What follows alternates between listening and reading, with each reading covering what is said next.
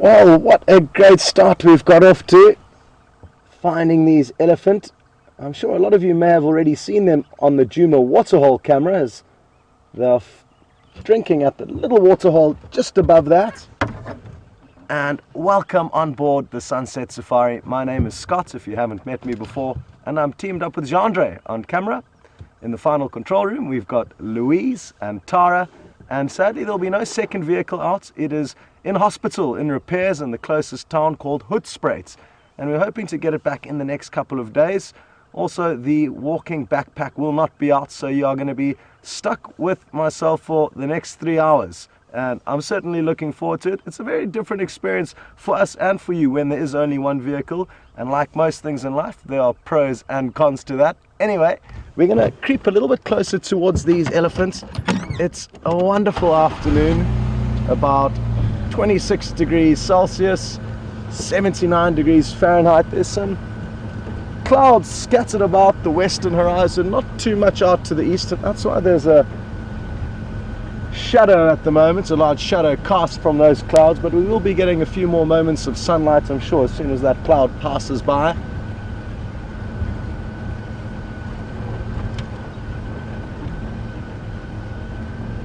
These elephants are enjoying some fresh water, which is actually pumped from a borehole to this area, and what you'll find interesting is they're not going to be drinking from the waterhole itself, but directly from the inlet pipe that feeds it. Elephants can be quite fussy when it comes to food and water, and if they have the opportunity to get the freshest water available, they will go out of their way to do that. In this case, it's not very difficult. They can often pull out pipes that are intended to feed lodges, causing a bit of trouble. Anyway, take a closer look. And if you are joining for the first time, it's important that you know that this is a live safari, and we would love to interact with you throughout the safari, and it's easy to do so. You can simply send us your questions or thoughts or comments by hashtagging Safari Live on Twitter, or sending an email through to questions@wildearth.tv.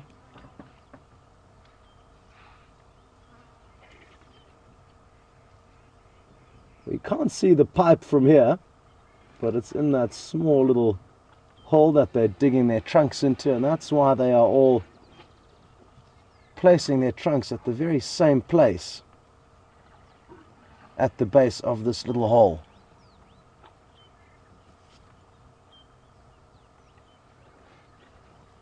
There's the sunshine, so the clouds moved out the way now.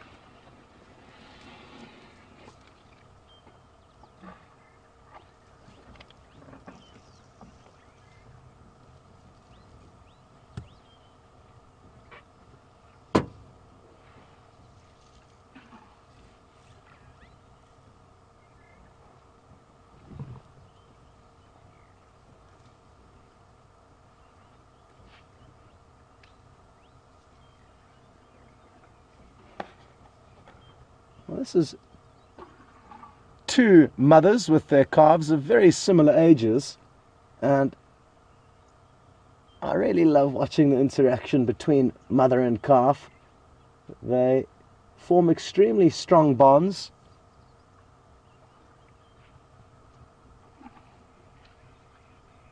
And for the male calves, they'll be around their mothers for at least 10 years before they probably leave their natal herd and join a small bachelor herd, where they'll move together and wait for them to get big enough to start competing for females.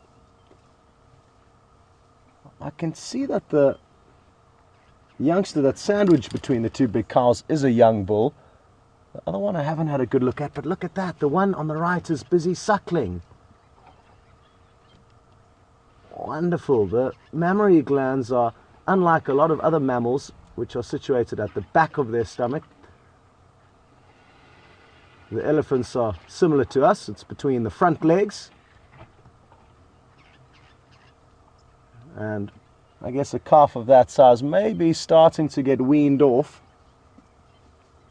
And that's why the mother didn't tolerate her suckling for very long. While this youngster's trying to push his mother out the way to get a turn to drink.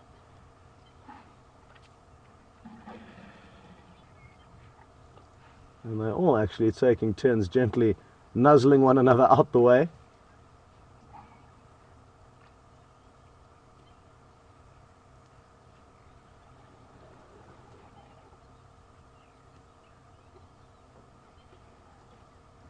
Come on, Mom, let me in.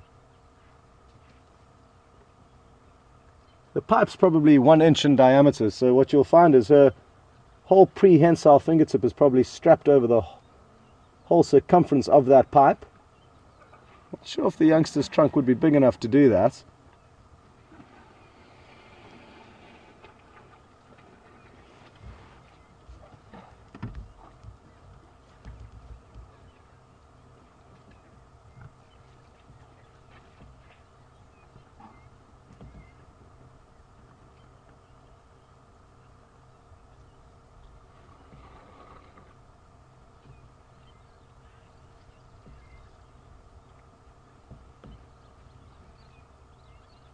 Now, for those of you who were around for the sunrise safari,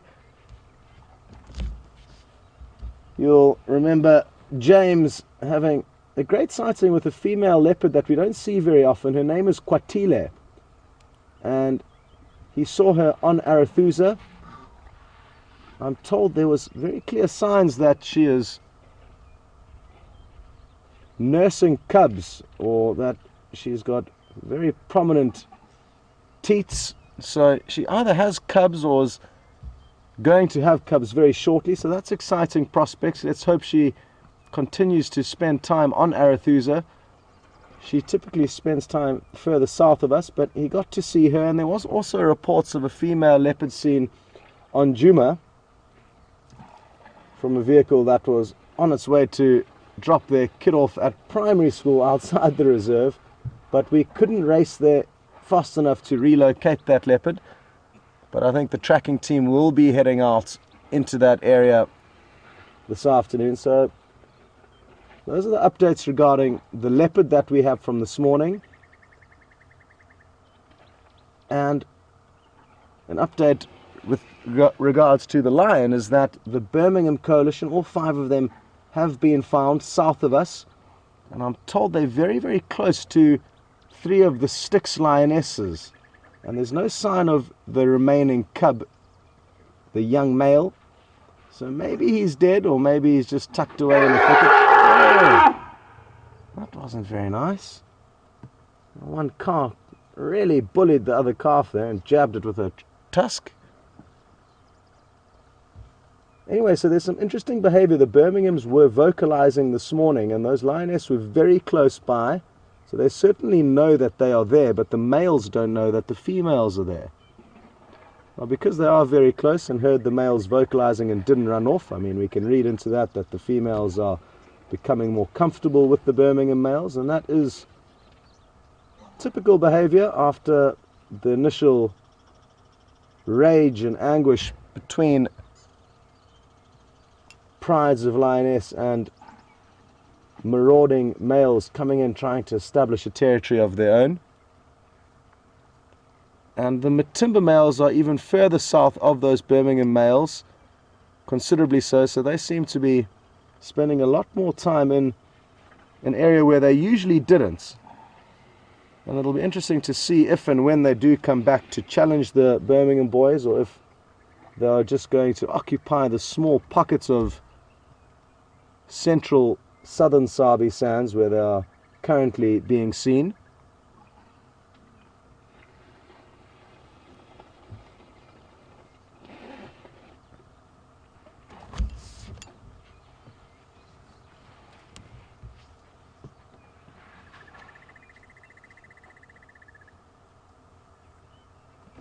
can hear a crested barbet calling in the background.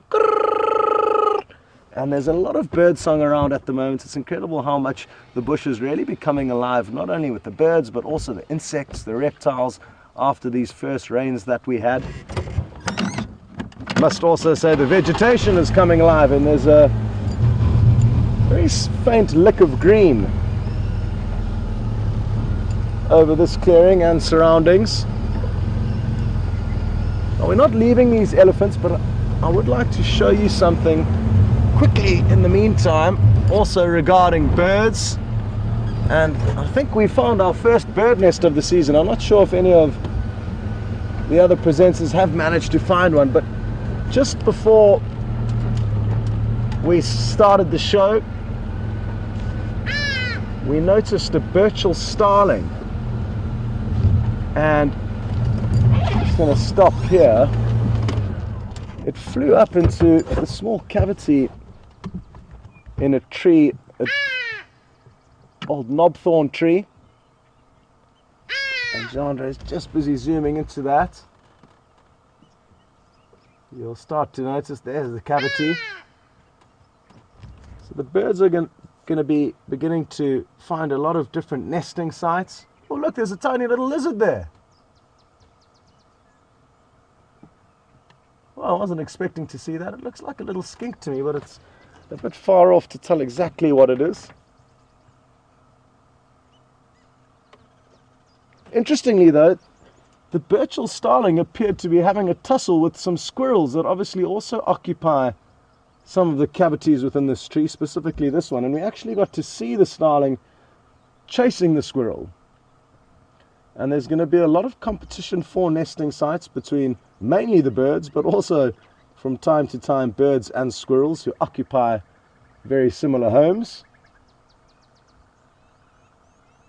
And I really love finding the different birds' nests, a lot of which are in cavities in trees. The hornbills will also nest in cavities in trees. And it's something that we can monitor over the next few weeks and months. I've actually just seen the Burchell starling. I'm guessing it's the same one. It'll be interesting just to wait a moment or two to see if it doesn't come back and land in this cavity. What it'll probably be doing at the moment is beginning to make it comfortable to lay the eggs inside. So I don't think they've started laying eggs just yet. And what we may be lucky enough to see is them carrying nesting material to line this little cavity with. There's also another very interesting bird while we wait for the Burchell starling. He's actually sitting on his knees.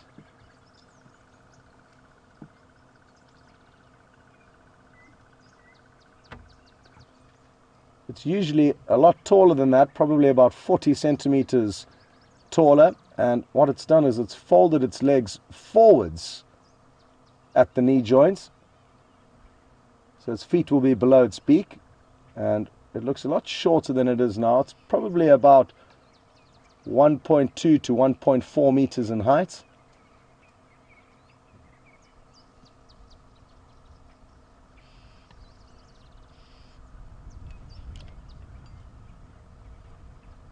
And we got a brief glimpse of the elephant suckling earlier.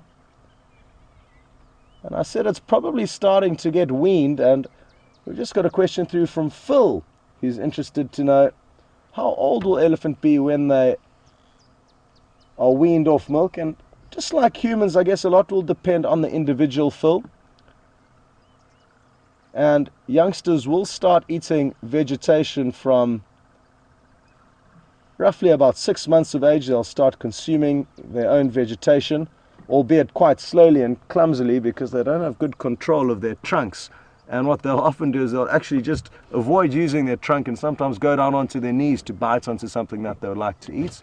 So they do start substituting milk with plant matter from about 6 months of age, and anywhere from about 2 years of age can you expect to start seeing them getting weaned off. And we were lucky enough to actually be around when there's a specific female elephant who's got a short trunk. She probably lost the end of it in a snare, which is a wire noose that poachers will use to capture prey. And the problem with these snares is that any animal that walks through them and is unlucky enough to put a limb or a trunk into this wire noose or hole, the noose will then tighten and strangle the animal or possibly cut its leg off. In this case, it cut the elephant's trunk off. Anyway, her trunk, she's very easy to distinguish because she does have this short trunk. And for about a month, we could hear this little youngster of hers complaining throughout the reserve, wah! Every time it tried to drink, and its mother wouldn't let it, day and night. And we've seen that same calf now come to terms with it a few months later, and now it doesn't hassle its mother anymore. So that was quite interesting to see. Speaking of the elephants, I think, oh yeah, the starlings. Just in time, as I was about to leave. And I can see the one on the right's got something in its beak, Chandre. So probably some nesting material. Looks like a bit of elephant dung. What a nice way to line your home. Yay! Awesome. And this will be a monogamous pair.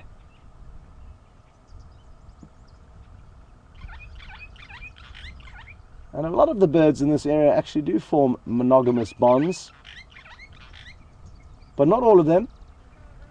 And interestingly, you get some females of a certain species who will actually get the males to incubate and raise the eggs and the chicks once they've hatched. Well, at least we know where some of our feathered friends are going to be raising the next brood. And like I said, quite exciting stuff. I love these birds' nests and monitoring them. And this is the first one that I've noticed this summer season.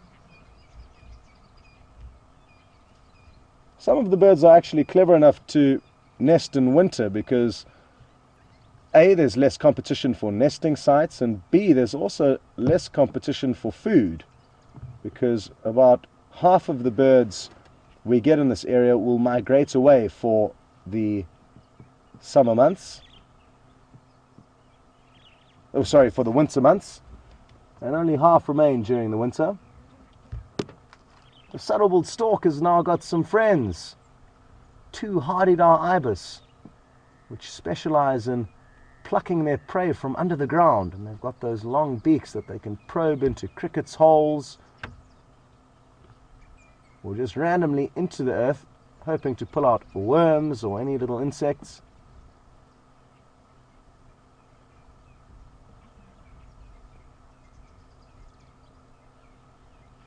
And they must be loving the soft ground after the rains, because the winter months must be really tricky for them to bury their beaks into the hard ground.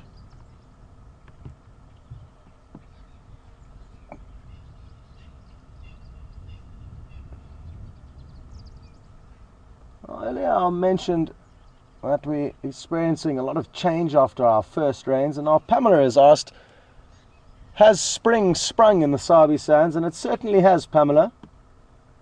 It most certainly has. There's evidence of a few of the early bloomers already pushing out their first shoots, but we will see massive change in the coming weeks, and a lot more flowers will pop up, a lot more plants and little seedlings will start to germinate and grow. So it's the very early stages of spring, you could say, but certainly it has sprung. I want to just try and creep ahead of these elephants. I think we may have missed out. There was too much avian action, and they're heading down into an area where it may be a little bit thick and tricky to follow them. Let's go and see what happens.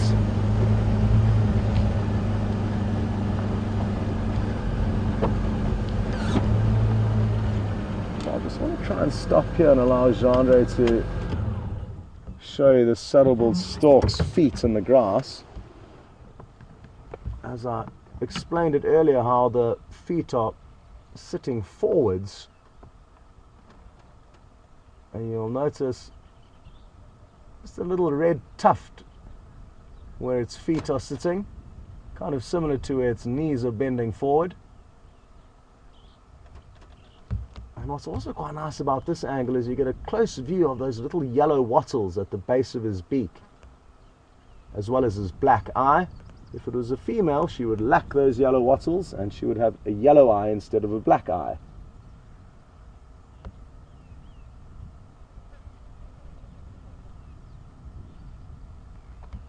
We've been very, very spoilt with the amount of sightings we've had of saddle-billed storks, but it's important to know that there are not very many of them in this massive 3 million hectare ecosystem that we are a part of, the Kruger National Park.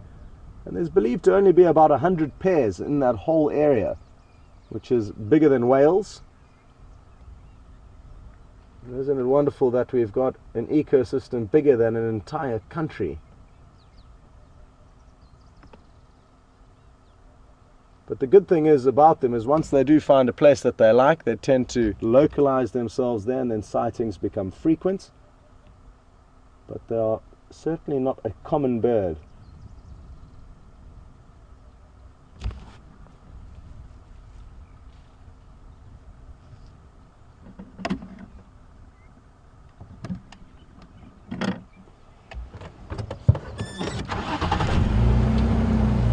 Very good.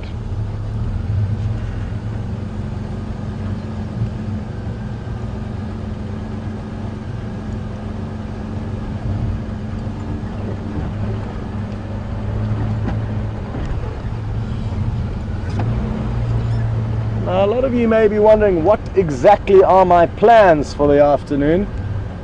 It's a good question and I'm not entirely sure, but I am probably going to head across to Arethusa / the western portions of Djuma in the hope that we can try and find any sign of Shadow, a female leopard, and a cub Madiba, who's about 1 year old now.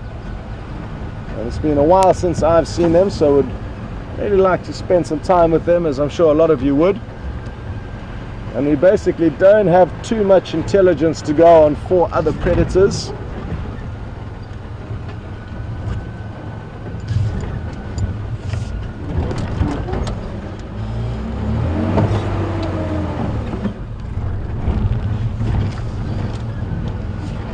But for now, we can enjoy some more time with this breeding herd of elephants. They're such wonderful animals to view because they're just about always doing something, which for those of you who've watched a few safaris, you'll know the predators can be quite the opposite to that, and they spend a lot of time sleeping.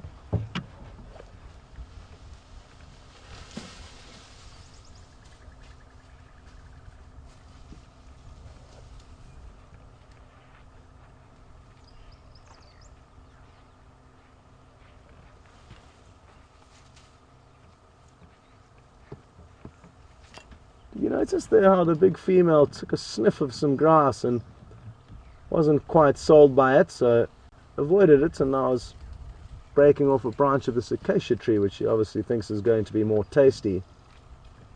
But it emphasizes how they are quite fussy feeders and will feed on specific plants at different times of the year. And just like I was saying earlier, how they can also be quite fussy regarding their water that they drink, it's also the food.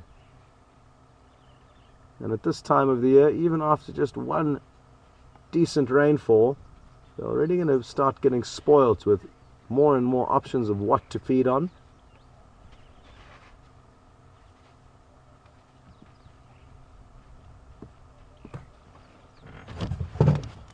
Oh, my earpiece popped out. Sorry, Louise.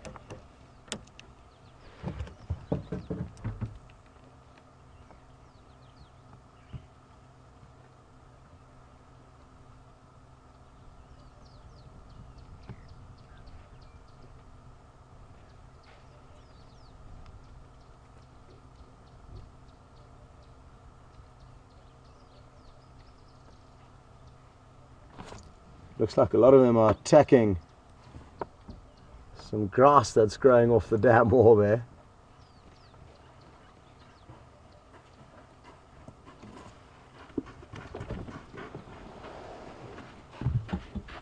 Got this female coming charging in here, and I think it's mainly because she had a little downhill run up that got her going. my favorite thing to watch elephants build up momentum as they head up or down, or head down a little slope. And she almost planned to try and get up this embankment. And thanks to Jean-Ray's nifty camera work, he got you across there in time. I think a lot of people may have been confused by that and thought that she was charging them, but it's often just the slope that they enjoy moving down at a faster speed, which is understandable.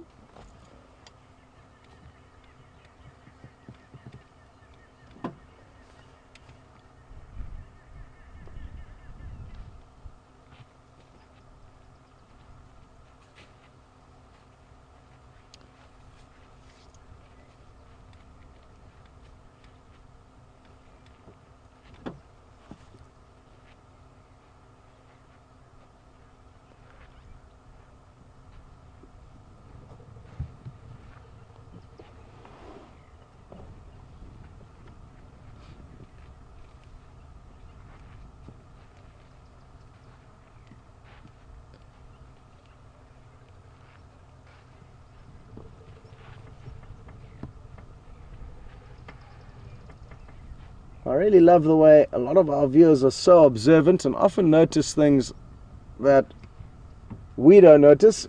And Kathleen has just pointed out that she saw a little bald patch on the chest of the saddle-billed stork that we were looking at earlier, and she's interested to know if that's got anything to do with mating. I don't think so, Kathleen, and if anything, for me, I think it would be a perfect patch to help incubation. So when they lie on the eggs, it's skin on egg. And sometimes both males and females will have these patches, but what's also important to remember is sometimes these patches are not visible and sometimes they are, even on the same species. But if anybody's got some more insight into the little bald patches on birds' chests, please feel free to share your wisdom with us. What a beautiful shot this is. Happy family going for a walk.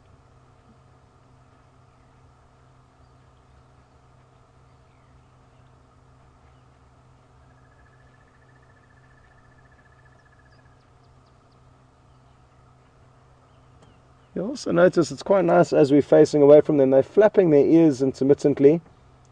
And this is a cooling mechanism. It's not the hottest afternoon, so they're not fanning the ears very often, but each time they fan their ear, they cool blood which is being pumped through a network of arteries and veins in their ears, and that's a very vital adaptation that the African elephants have to keep them cool in the very hot climates that they live in and allow them to move for hours every day searching for food, because they do need to feed on so much vegetation every day. These big females probably feed on anywhere from 120 to 160 kilograms of vegetation every day.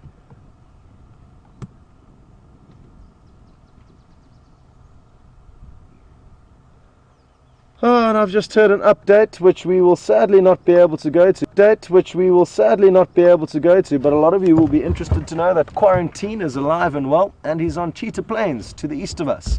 So probably around 3 kilometers. And I've just heard Craig give that update on the radio. And it was in this very same drainage line or riverbed that flows down from the Djuma Dam where we last viewed him. He had a duiker kill, and I'm fairly certain that was the last time we got to see him, probably around 2 weeks ago.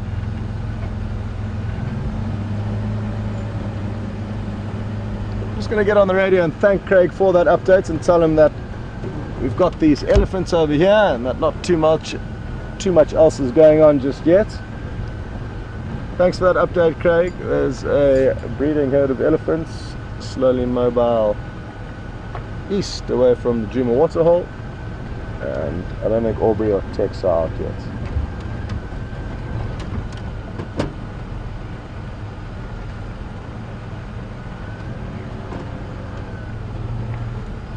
Negative, no luck.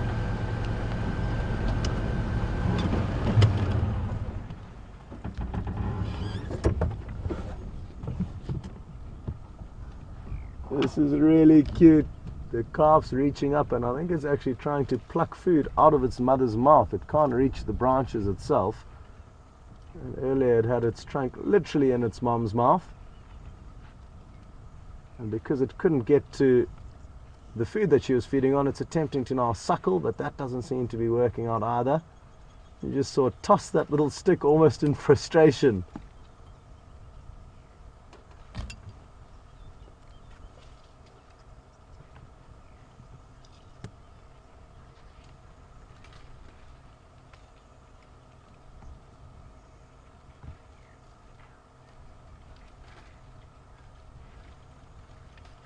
I think it's picking up the little bits that its mother's dropping as she feeds.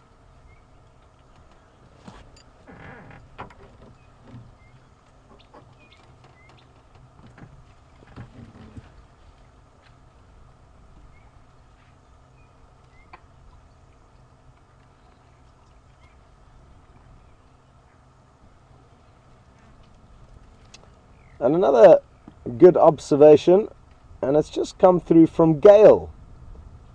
And Gail's interested to know if I think that this big female that we're looking at here could be pregnant. And I think you are right. It does appear to be a bit of an extra bump protruding, and this is a great angle to see it from. And also looking at the size of that young calf, it looks around 2.5 to 3 years of age, so it does match up with the elephant's breeding cycle, and it's usually every 3 to 4 years roughly that an elephant will give birth after a 22-month gestation period. There you can see that little speed wobble that I was talking about earlier. They both accelerated a little bit downhill. Uphill not quite the same.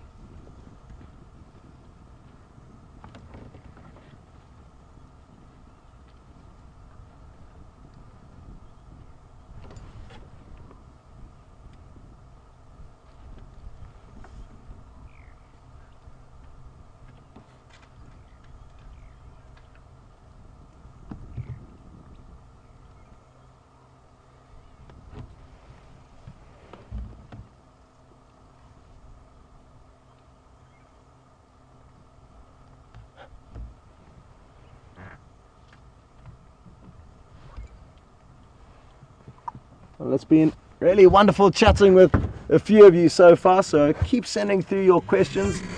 The next person I'm going to be talking to is a very young Isabella, just 4 years old. Good to know you're watching, Isabella. And Isabella also has noticed something, and that is that the elephant's skin is very wrinkly. And she would like to know why. Is it because of the fact that they love water? And they certainly do love water, Isabella, but I don't think that is why their skin is wrinkly. I think that is just how they are born, and I'm not too sure why they have such wrinkly skin. But I don't think it's because of the fact that they like water. You get hippopotamus who also like water a lot, and their skin is smooth.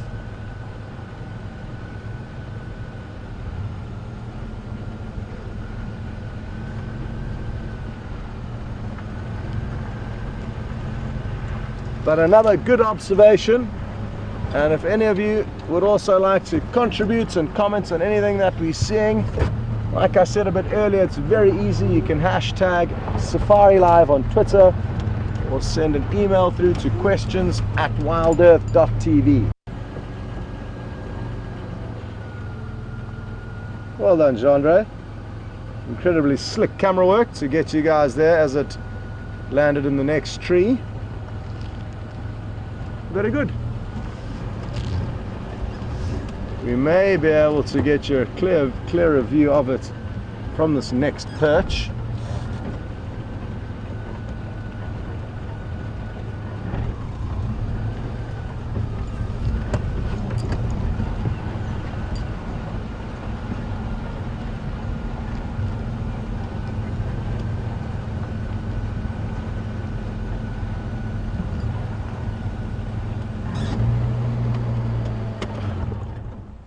Again, I've put Jandre in a tricky scenario. The sunlight wouldn't have been in his favor. But, oh, that's wonderful camera work. Because even though it was flying, you still got to see that yellow face. Well done, sir. And I'm glad you got to see that, because now hopefully the next time you see them, they are in a local thing. They can change it in a matter of seconds. Literally, one would fly in, and as it was flying in, it would have a yellow face, and the moment it lands next to the other one, instantaneously the skin goes pink.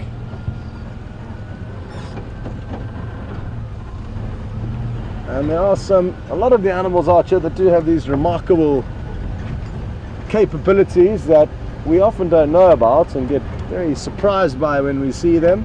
And that was one of them. The first time I saw that, I couldn't believe my eyes.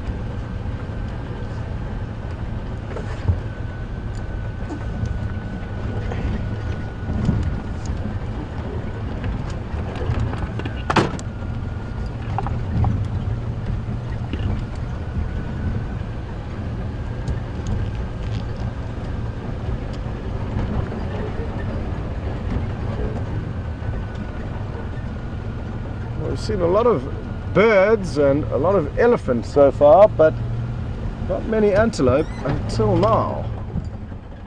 And there's a cute little baby Inyala in and amongst them. It's the one that's just disappeared behind the tree there. Look at that. Cute. There's all different shapes and sizes within this herd. There's a young male overtaking it now, a few adult females. You see that young male, he's starting to go brown, dark chocolate brown, but he's kind of in between now. All Inyala when they're born are this rusty orange color, but the males will become dark chocolate brown as they become older. And that male would have all likely had been born kind of this time last year.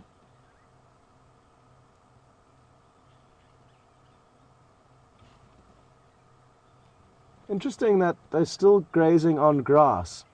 It's something that Inyala won't do very often, but in this incredibly dry winter that we've had, both the Inyala and the kudu have resorted to grazing, even though they are technically browsers. If they have to, they will feed on grass, and after the little rain that we got, you can even see the little shoots of green coming up there. And the grass has been the fastest plant to respond to the rains, and it boggles my mind how something can lie dormant for so many months, almost 6 months of the year, and after just one rainfall come back to life. Good news for a lot of the herbivores who, like I said, have had a very tough dry season. It's meant for easy pickings for the predators, because a lot of the herbivores, especially the old ones and weak ones, lost condition very quickly during the dry season and made for easy meals.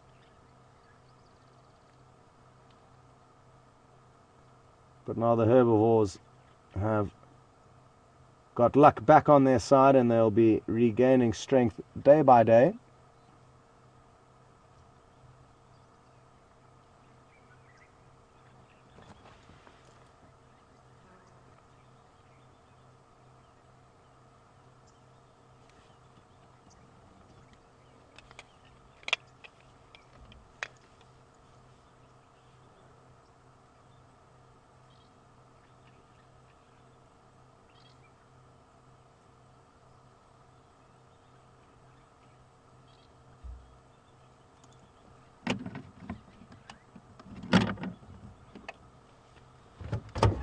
Wonderful.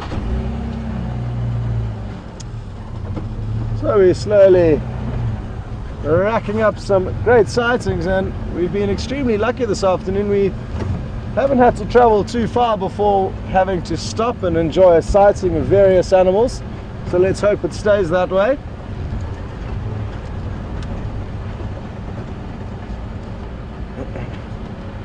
The last station not copying you clearly.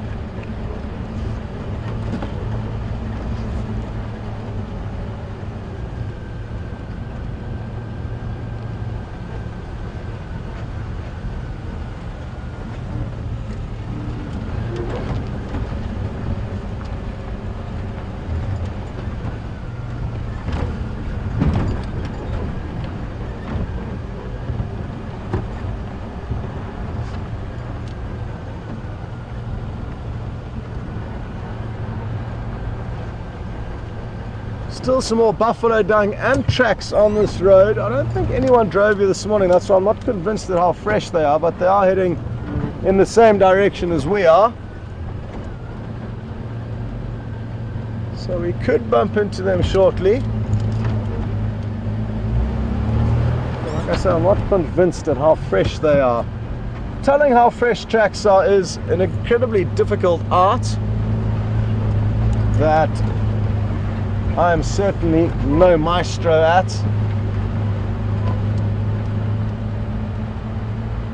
But the fact that their dung seems to have dried out a bit is the main thing that I'm going on here.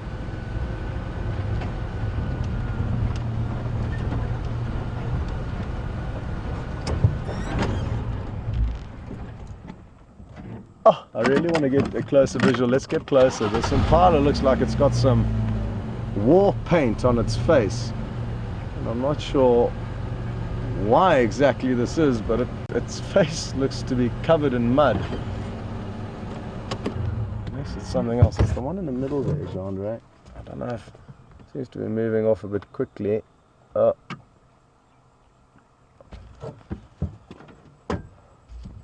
And now it's stopped in the perfect place where you cannot see, but don't worry, we are not going to give up that easily, and we're going to try and get another view of this Impala and work out why it's got makeup on.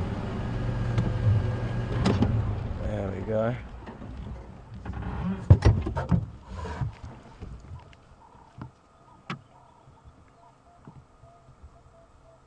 Oh, shame. Its eye appears to be weeping profusely. Its ears are quite tattered. Maybe it's just an old boy who's feeling the effects of this harsh, dry winter. He doesn't seem to be in the best shape. And you can probably, he's a bit skinny. And you can see all the fluid leaking down his eye is what led me to believe he had some face paint on. And it appeared to be on both sides of his face, more so on the left, which is a side we got a better look at. He's now just having a little toilet break. That's what that funny pose is all about. Appears to be having a little bit of trouble actually with this whole toilet break, but there we go, some little chocolate whispers are dropping out there. Whispers are a chocolate that we get here in South Africa, which are round and filled with wafer in the middle. They're very tasty, and they can be used to describe the Impala's droppings as well, I guess. Let's see if it turns its head a little bit to the right and we get to see its other eye. Yeah, both eyes. Shame, boy. I almost wonder how well it can see, because they did seem to have a slight white tinge coming over them, and maybe it's doing a lot of listening to help it get from A to B.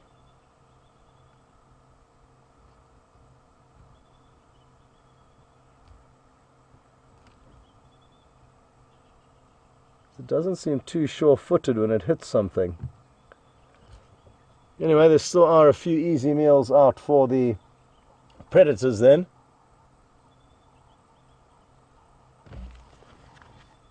Just had a squirrel alarm calling up ahead of us, and before that I heard some go-away birds alarm calling. So, just wondering, I want to try and pinpoint where it is. It sounds like it might be in the riverbed down to our left, so we may have to go back and then drop into the riverbed. Just give me a moment, please. Okay, we're going to drop back down into the drainage line, which is where I think it's coming from. And it's been quite some time since we've done a riverbed cruise, and it's a great way to enjoy the varying scenery out here. The riverbeds are lined with beautiful big trees, and is one of my favorite places to view leopard in.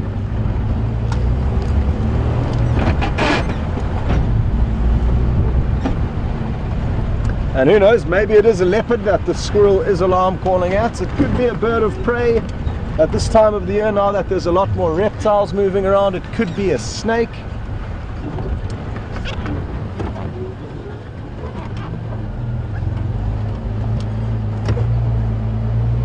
The trick now is to try and find the squirrel and see where it's looking.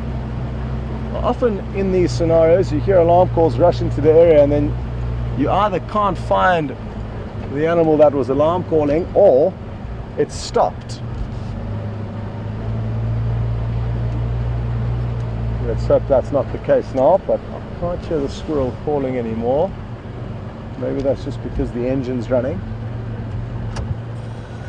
Stop and listen again.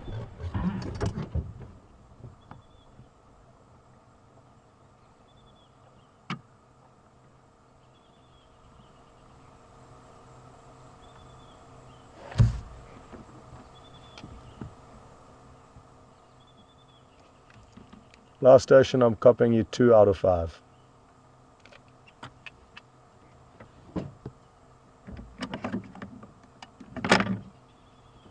Okay. Squirrel's still up ahead.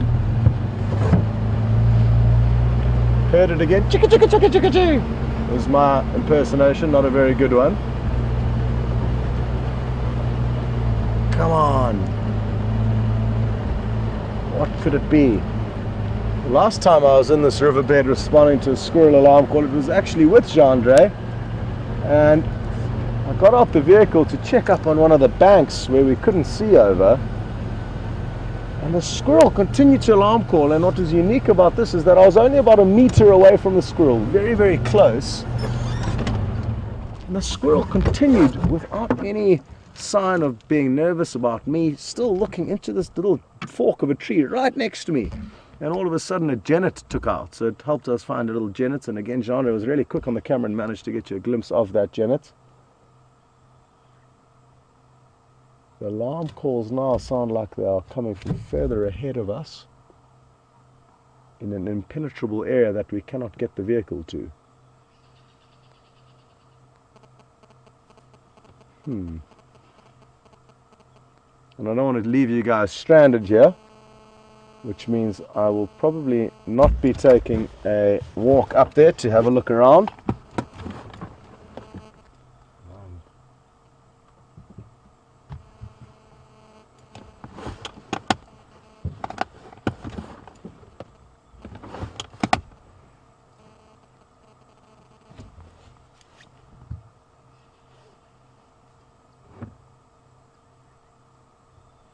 I just wanted to stop and listen just for a few more seconds, just to see if we couldn't get any more clues. But it's pointless me walking up there to check for anything for a few reasons. It's very difficult to get there in a vehicle, so even if I did find 3 leopards in a tree, we would battle to get there, and it may take me quite a while to find those 3 leopards in the tree. So we're gonna just continue, but it's important to know that alarm calls can be such an important way and such a useful way for us to find animals.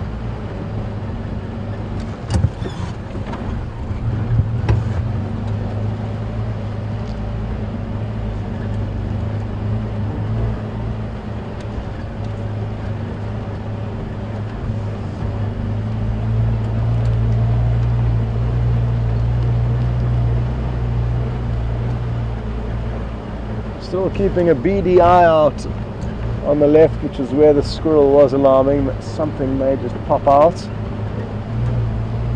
But it's something that I was chatting to James about the other day. It's going to become increasingly more difficult for us to find whatever the animals are alarming at, be it squirrels, monkeys or birds, because there are so many smaller predators that are going to be out and about now, mainly snakes, that squirrels, monkeys and birds will all alarm call and mob. Some go away birds having a quick conversation there, but I think that's got to do with courtship at this time of the year. They're getting very vocal, but that's amongst one another and not necessarily a go away bird. You may have seen a glimpse of a duiker shooting across there. All I saw was a blur, very small grey antelope.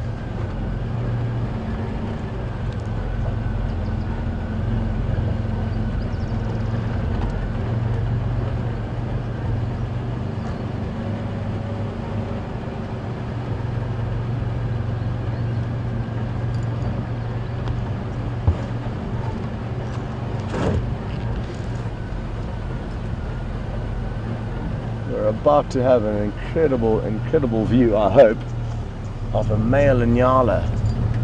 And what's going to make this special is that we are going to be at eye level with him temporarily.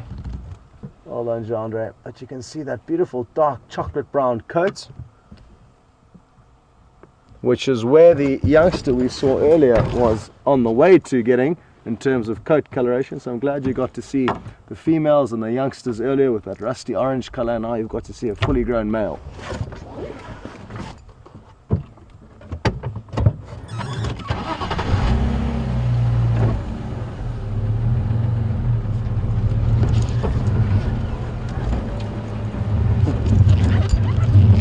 Well, Gerda would have been happy that we bumped into this other Inyala now, because she mentioned that if there was a competition for the antelope with the most beautiful tail, the Inyala would win that competition for her. And I completely agree, Gerda. They've got beautiful tails, and their whole body actually from tip to toe is pretty impressive, I feel. Another antelope related to the kudu and the Inyala worth having a look at is called the bongo, and I've only ever seen them in captivity at a breeding center in Kenya, but it's very Inyala-like, far larger though, and incredibly pretty. So what I'm going to do is get out the book and find the bongo, which shouldn't take me too long. It's like a Inyala on steroids, basically. It's huge. And the males can weigh up to 300 kilograms. So even bigger than a kudu. And they live in very dense jungles in Central and East Africa.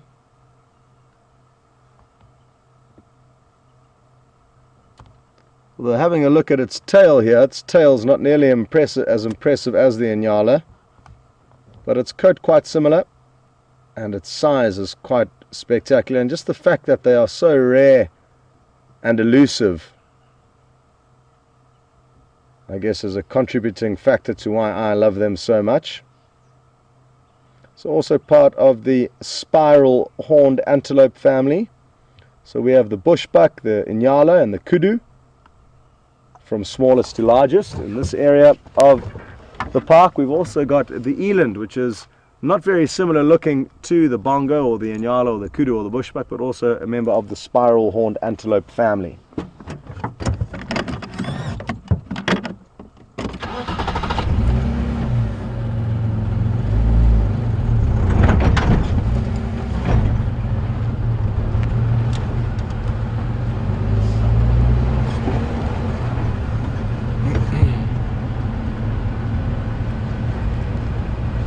More clouds are beginning to form and build up. Earlier I'd probably say it was 1/8 cloud cover.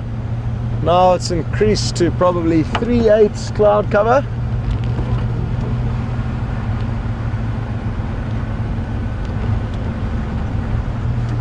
And I wonder when we're going to get the next rain. I don't think the clouds that are forming now are going to bring us any, but in the coming weeks and months we can expect a few deluges of rain, which will most certainly have an impact on the safaris. It does if you're out here as a real guest, as does it have an effect if you are joining on our safaris from wherever you may be around the world.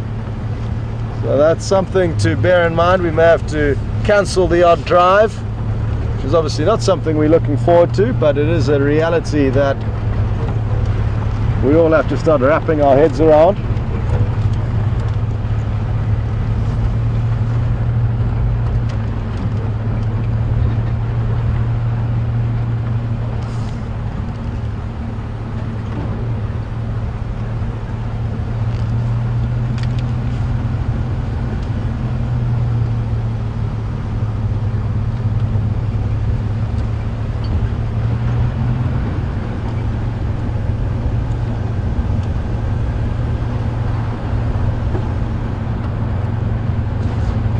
So eventually we are heading west. We are finally getting closer towards my initial plan, which was to head into the general area of a female leopard called Shadow and a cub Madiba. There was no reports of their tracks or any sign of them this morning, but that's why I'd like to go and work the area where they were last moving and see if maybe they haven't moved again. They may have been on a kill for a few days and now finished that and moved. It's a very tricky thing though at this time of the year, and we've got spoilt in the winter months with very dry and dusty roads which leave very clear tracks of animals as they walk. But after the rains, a lot of these roads have solidified again and make for close to impossible tracking.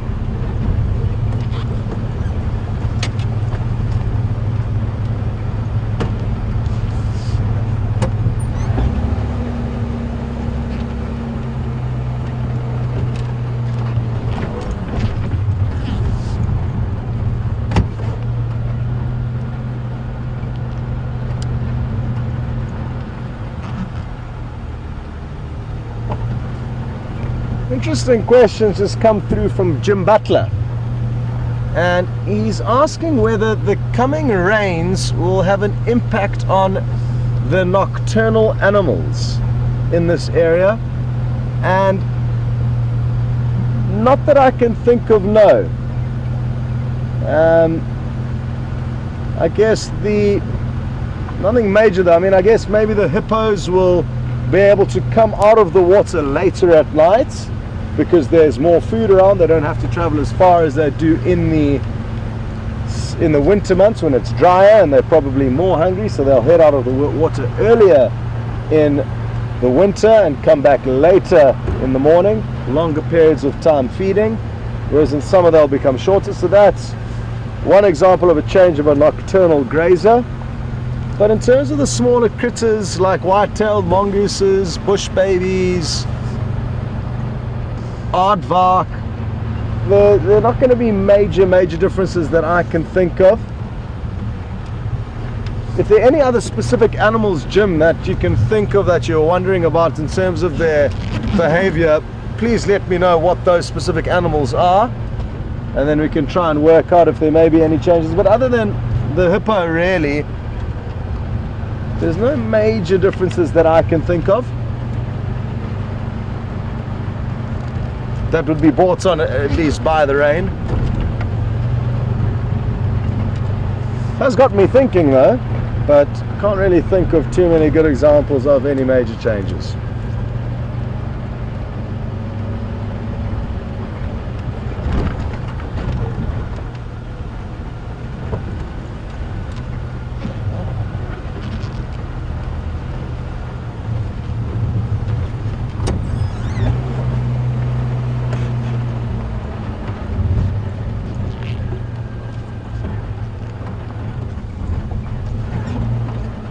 Oh no, a lot of you have been asking for the presenters to find you a spot where you can take a photograph,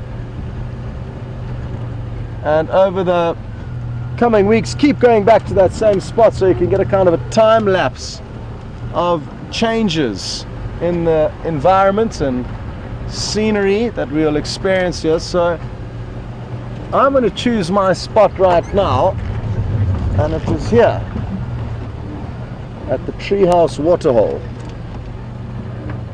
And what I'm going to do is I'm going to stop right here, and what I want to incorporate is the weaver's nests that hang up to our side here. And if you could just go wide, Jandre, sorry. And as well as the dam, and yeah, we can maybe use the base of the tree as the right hand frame.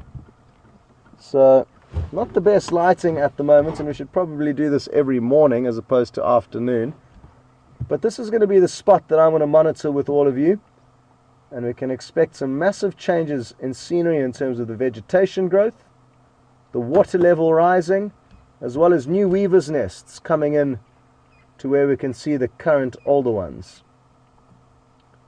So this is going to be my spot that I bring you back to from time to time to take some shots and look at the different scenery as it unfolds. So fire away with your screenshot now, and I'm sure you've already done it. And we'll just keep coming back and allowing you to take photographs as the weeks progress, and you should be able to get some interesting changes in scenery.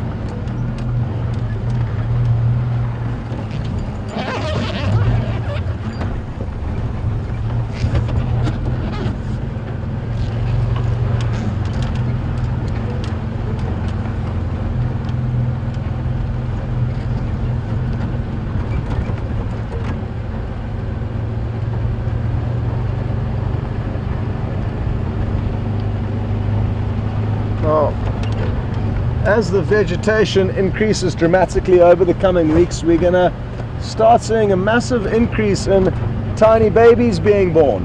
And Pamela's just asked if that has started yet, but not quite. Certain animals will have slightly less strict mating periods or breeding seasons, and therefore some, like that little Inyala we saw earlier, have already given birth. That wasn't one of last year's babies. It would have been born in the winter months, and I'm sure these early rains have come at a perfect time to help that mother raise that baby Inyala.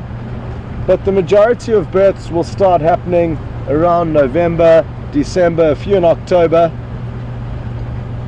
and the few that we see now, you could say, are a little bit early. And thankfully, like I say, this rain that we experienced a few days ago was a bit early, so a pleasant surprise. And a lot of the births will happen closer to October, November and December, and that's usually strictly the herbivores. But then even certain herbivores have got very long gestation periods where they cannot plan very well to give birth in a rainy season. Elephant, for example, 22 months. Giraffe have got a 15-month gestation. So animals like that can give birth at any time through the year, but there are kind of seasonal peaks in the summers. The predators, of course, aren't inclined to want to give birth in the first rains, because throughout the year, depending on the area, there's always going to be food around, and if anything, food might be easier to come by in the dry season when a lot of the herbivores are weak and don't have much fuel. So it's not always it's not applicable to predators, and even though predators may give birth in the summer, it's usually through default and not through planning, like a lot of the herbivores.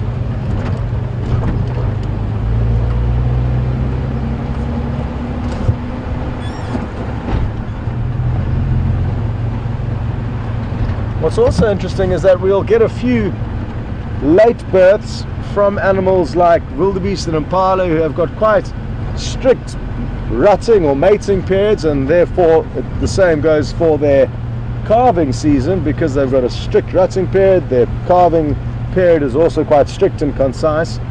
But for those females who didn't manage to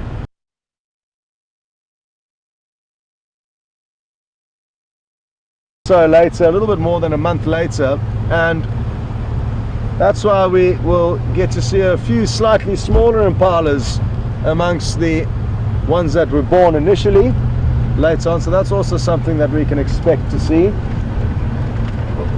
There's a kind of secondary calving, and it's for the impalas and for some of the other animals that may not have conceived with the initial main mating period.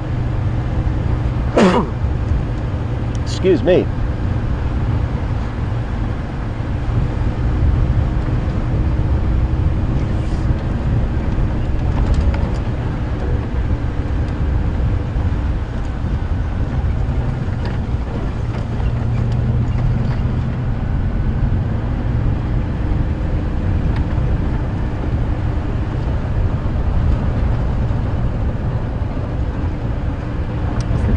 Just turned Albury on the Game Drive channel.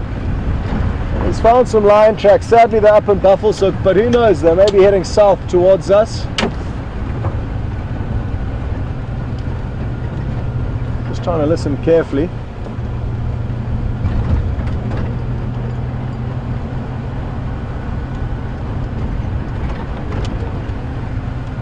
Oh no, he's currently tracking quite far north into Buffalo's Hook, and like I just said earlier, it's really difficult to track at the moment on a lot of the roads. The roads that have been driven and the sand's been churned up and made kind of fine again, the animals can leave their tracks in, but a lot of the roads that haven't been driven over and had the sand churned up yet are still very hard and flat.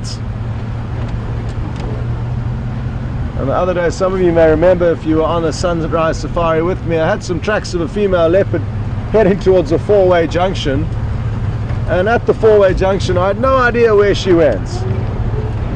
After seeing clearly she was heading towards there's some areas of the roads, depending on the substrate, where it becomes very tricky to see tracks.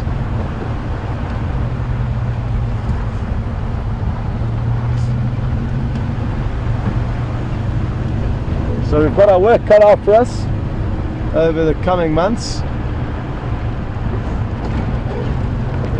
But one theory that I suggested the other day is that even though it becomes much thicker, therefore harder to see into the bush, and also much harder to track due to the rain,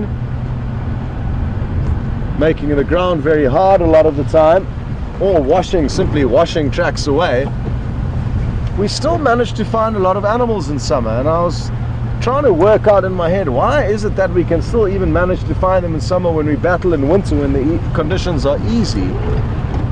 And the main theory that I came up with was that because it is so thick and unpleasant to move through the thick bush, the animals stick to the roads a lot more, and that's why we get to find them, I guess. So that's just my little theory as to why we still manage to find anything in the summer months, because it literally becomes 5 times thicker than what it is now.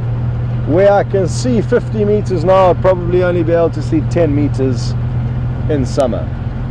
And basically the first trees that you see that line any of the roads will be the initial impenetrable wall that you cannot see beyond. But now we can see far beyond that.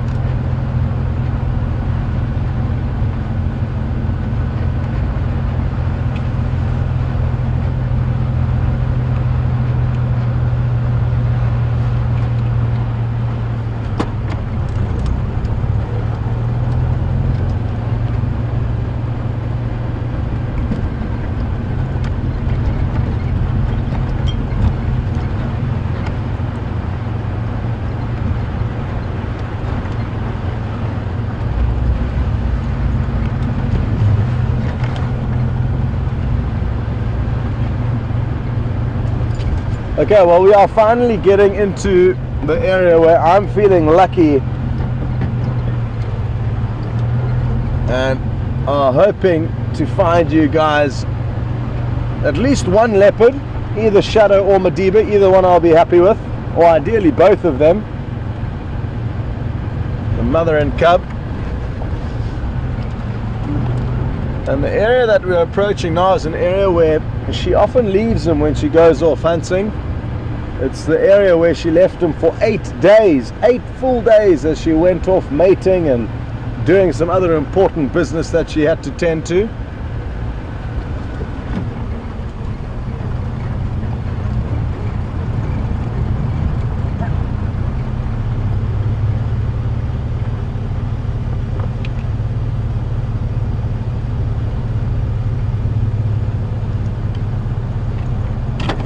Had an exciting update on the radio. I just hope it's somewhere where we can go.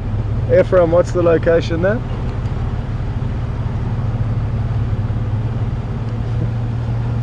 Okay, copy, thanks. Well, sadly we cannot go there, but a snake has been found by Ephraim, one of the other guides. sounds like a small African rock python, one of my favorites. But don't worry, we'll get our chance to show you some more snakes over the coming months. We've already managed to get one so far. It was a brown house snake, also a constrictor like African rock python, so harmless to humans, unless of course the python, then it could cause us some damage. The African can grow to about 6 meters in length. It can be about this thick. The big females, incredibly powerful snakes, and they can even swallow a fully grown male impala. Now you try to wrap your head around that. How does a snake get a fully grown male impala with horns into its belly? The horns are actually often punctured through the snake's belly, but interestingly enough, that doesn't necessarily kill the snake, because they've got such strong digestive juices which are required to digest prey that's consumed as in a whole, as it's in its entirety, head first, and often those digestive juices simply dissolve the horns and the holes clear up, and the python lives to tell another day. How they slither around with those horns poking out must be something tricky and interesting to see.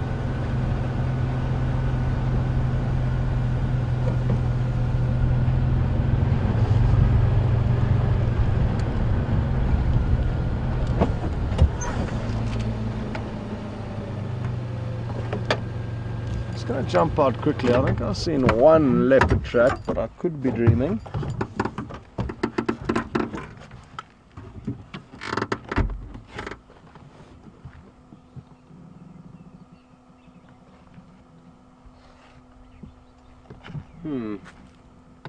I'm not dreaming, I'm just not convinced how fresh they are. But I'm just going to take a quick walk around. Give me a moment, please. It's important when tracking not to just look at one individual track, because that can be very misleading. So even though I've seen 2 tracks down there and that look like they could be fresh enough to follow, I just want to take a walk up this road and investigate more tracks, and that way maybe be able to find some more clues. Nocturnal animals like white-tailed mongoose walking on top of the tracks, that's an indication of how fresh or old they could be. So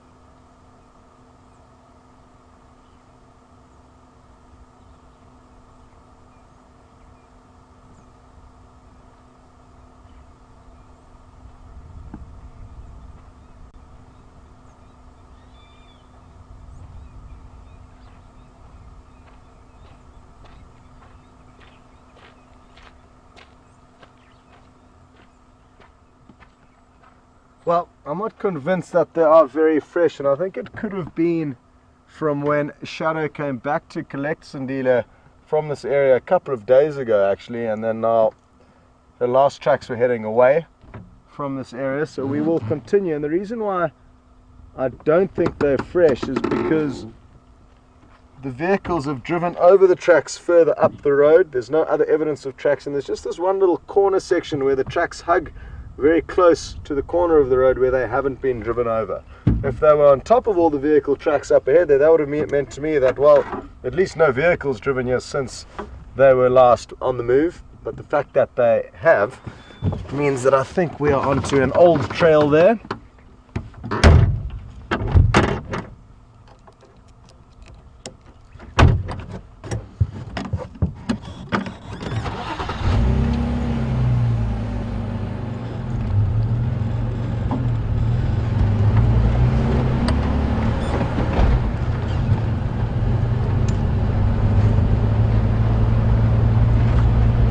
Little glimmer of hope though. Certainly got me excited when I saw that track. And it's one of my favorite things to do out here. Be off the vehicle, on foot, on steaming hot tracks of either lion or leopard. Tracking rhino can also be fun, as well as elephants. But it's certainly my favorite thing to track down the big cats. Especially leopard. I don't know why, there's just something about finding a leopard on foot and knowing that they are such secretive animals that do have the incredible ability to be able to hide even if they are just meters from you. The lion are often a little bit easier because there's usually more than one of them. I think the ultimate challenge is to track down a leopard.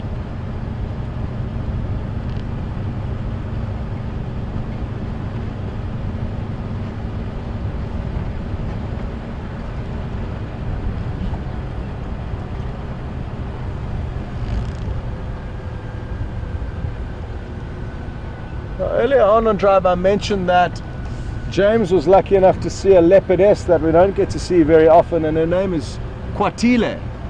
The first time I saw her, she got chased up a tree by two of the Styx lioness, and she was busy mating with Mvula, so it was not only her up the tree, it was her and Mvula, who used to be the dominant male here at Djuma. Those times have changed and he's hardly here anymore. He's further to the east and Tingana is dominant in this area, so there's been a shift in leopard territories. And VM did tell me this morning that she had very prominent teats or mammary glands, and I can't remember whether he said there was clear suckle marks, because you can often see where cubs have been nursing around the nipples, or whether she just had swollen mammary glands. So I'm not sure if she has cubs already, but I think there certainly are good prospects of her having cubs if she hasn't had them already. Sadly though, she doesn't usually spend too much time on properties where we can go. And I think that area around the airstrip on Arathusa is probably a little small portion of her territory that overlaps into Arathusa where we can drive. Other than that, I think she's mainly south of us. And the reason why we got to see her when she was mating is because often leopardess will move out of their comfort zone or their usual territory in order to mate with males who sometimes overlap into their territory but may simply not be there when she needs to mate with them. And they will do that and move far away into surrounding male leopard's territory to give all of the males in the area an idea that they could be the father of the cubs. And Kwatile was last seen far north into Arathusa, close to Sibambili, so in an area where shadow actually is dominant, and females will take chances from time to time following males for mating reasons.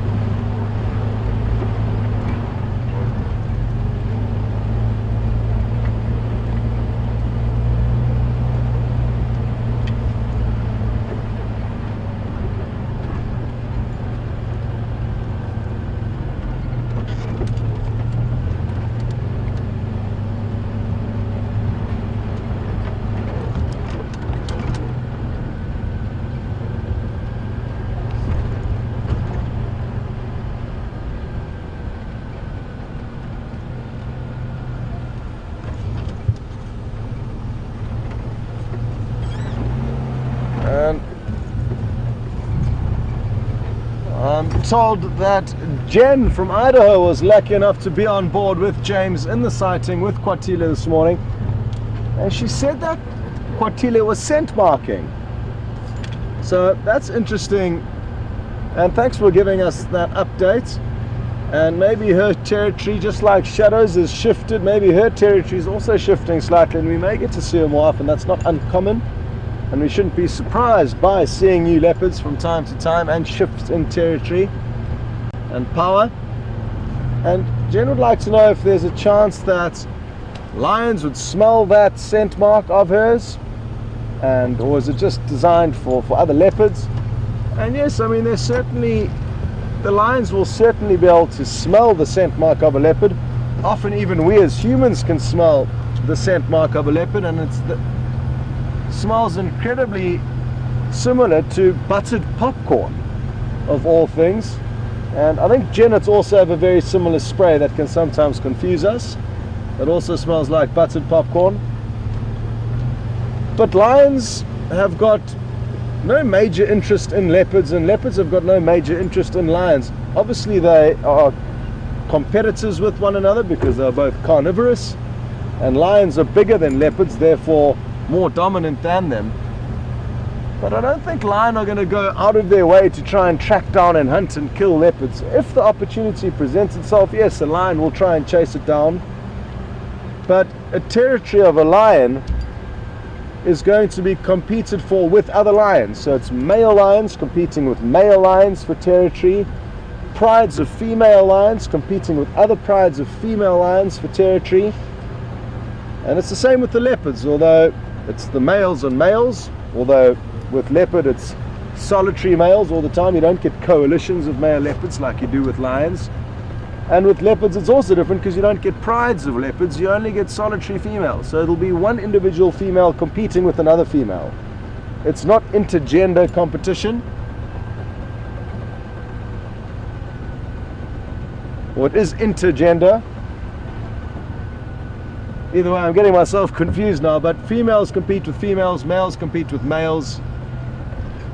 Lions don't have separate territories to leopards, is the crux of what I'm trying to get across to you, Jen.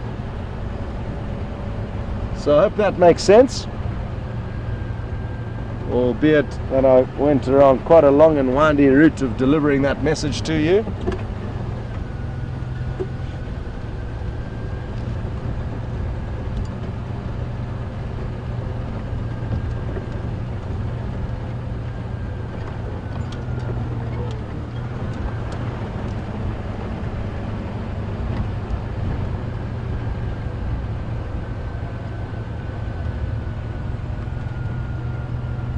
Well, this is a seriously beautiful scene we're just arriving at now, and what I'm probably going to do is take a few minutes to stretch my legs and have a toilet break along with Jandre. So we're just going to lock the camera off and leave you here to listen to the beautiful sights and sounds, and we'll be back in a minute or two. So please enjoy, and I hope you don't mind if we just excuse ourselves for a minute or two. Look at that for a beautiful spot. And we will be back once we have relieved ourselves.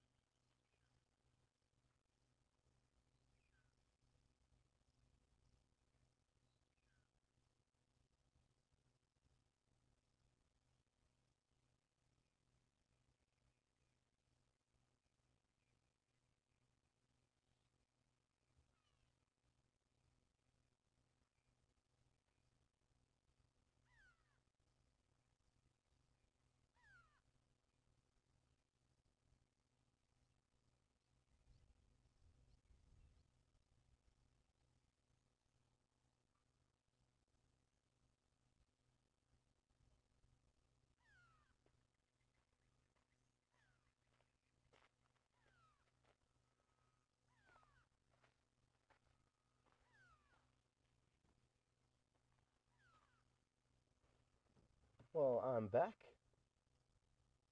and enjoying this wonderful scenery, as I'm sure a lot of you are.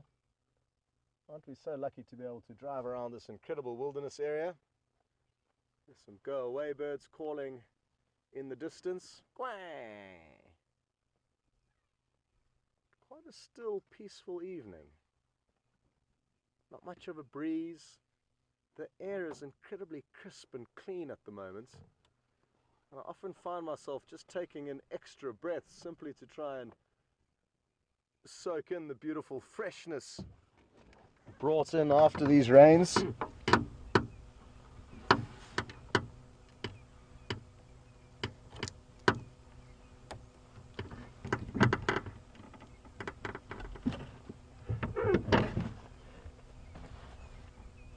And something that we can all look forward to in the coming months.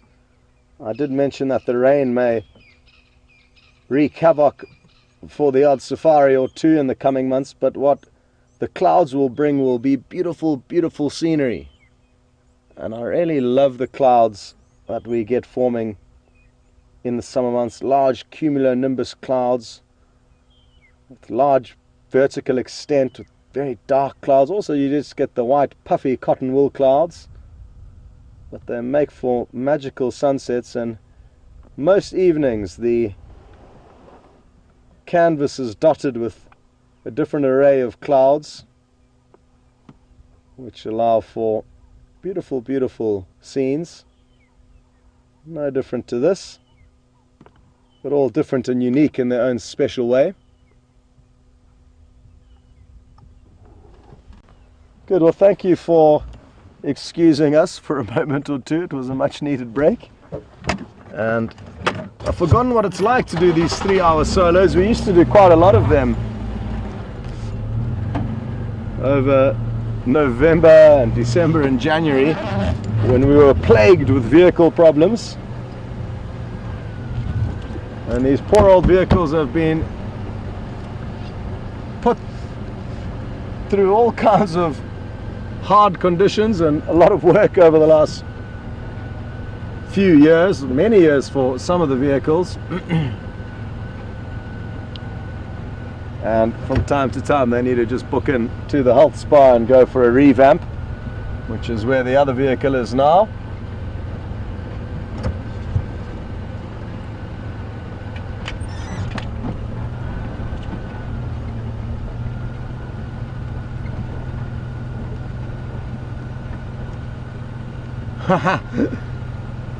Linda and Mavis and Larry have just put forward a very funny comment saying that we've both been off marking our territory, and wouldn't that be wonderful if it wasn't as easy as stopping for a toilet break and scratching your legs or your feet in the soil and then acquiring some new turf.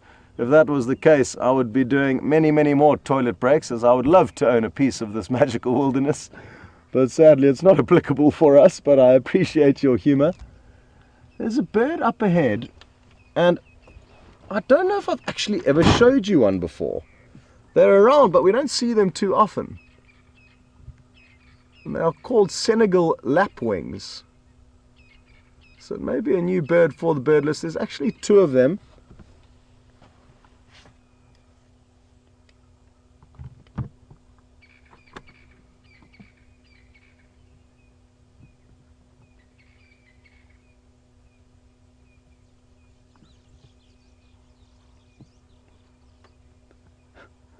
And got a few more funny comments.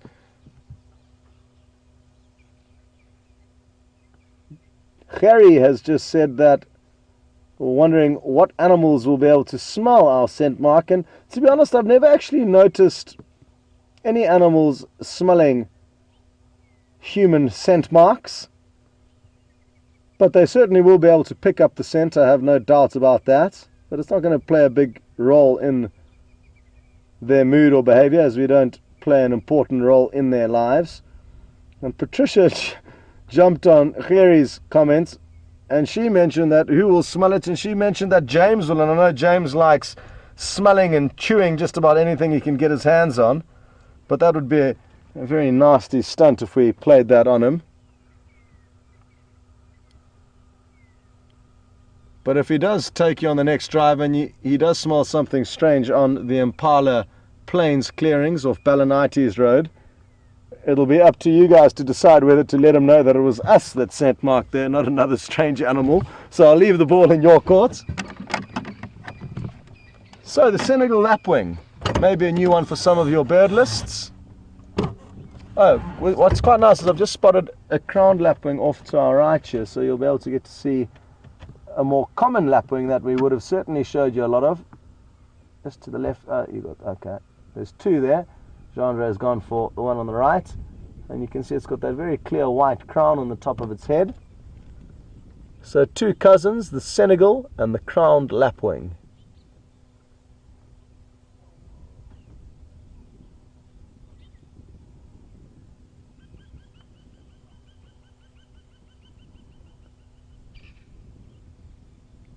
And both of these birds will also be starting to find their nesting sites. As we saw earlier, some of the birds are nesting in cavities in trees. These ones have got a remarkable nest, and it's a very shallow scrape on the ground. And there's no cushioning or any material to lay the eggs on. It's just laid straight onto the sand, and they're incredibly cryptically camouflaged. And it's often 3 eggs just in this open patch of soil that the parents will incubate, and when the chicks hatch, they are just like the eggs, incredibly cryptically camouflaged, and the first thing that they do if there is any danger is just lie down dead still in the hope that nothing will see them, and often nothing can see them. I've often seen chicks running around and you mark with your eyes where it's laid down, and then you go up there and it takes you minutes of scanning, searching, making sure you don't step on the thing before you actually get to see the chick. Oh good, the Senegal lapwings come by to have a better shot at the limelight here. There we go. Not giving the crowned lapwing a chance to upstage you. It's coming running straight up to the vehicle.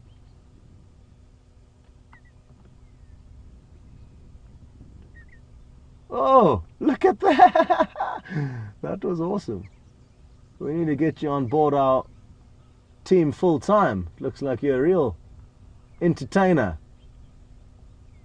And that was the most bizarre wing stretch little jump dance move I've ever seen a bird do, I think. Is that a little tick on its leg? I think it might be. On its left leg, I couldn't see clearly enough. Oh, no, it's not playing ball anymore. Turn around the other way. I just saw a very small...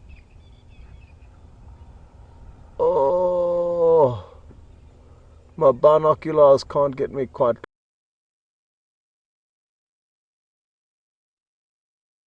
There's the little tick latched onto its... the joint in its leg. Not easy to see as it's quite a fast runner, but I'm sure a lot of you have noticed that tiny little speck, and it could be a little blood-sucking parasite.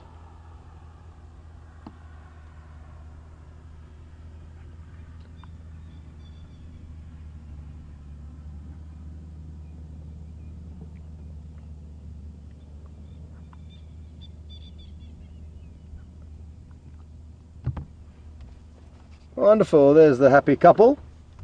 But we're going to leave them to their own devices. We've been stationary here for quite a while, which is wonderful because not only have we enjoyed the beautiful setting sun and a few birds, but it's also allowed us a few moments to just listen to the surroundings, and we haven't heard any clear indicators of any predators being in this area, so it'll be quite nice to move into a different area and then also stop and listen for a while, as this is the stage of the evening when predators are likely to get more active and vocalize.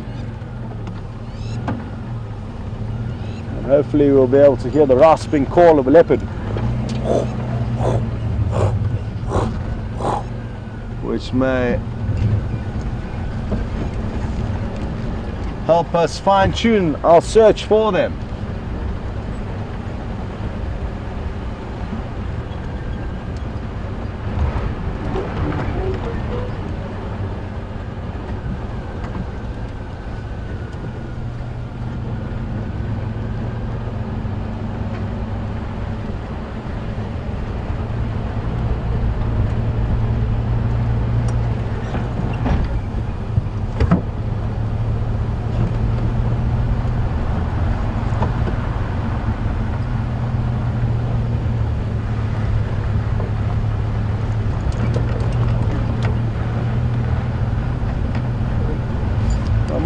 actually do is let's switch over to the Arethusa Game Drive channel, as we are close enough here to hopefully pick up some transmissions of what's going on there. It's a little bit of an issue for us. We have to go deep into Arethusa at the moment to be able to get comms with the guys a lot of the time, so it's not as easy as you may think it would be to get updates on what is happening there. So a lot of you may know what's going on Arethusa before we do, from various updates on the waterhole camera, or even sometimes Facebook between drives. But there doesn't appear to be much happening here on Djuma and surroundings on this radio frequency. And maybe Shadow and Madiba have already been located not far away. Let me see if anyone can copy me. Good afternoon, can anybody copy me? Oh, hello, just wondering if there's any updates on Safari. Nothing to report on Djuma.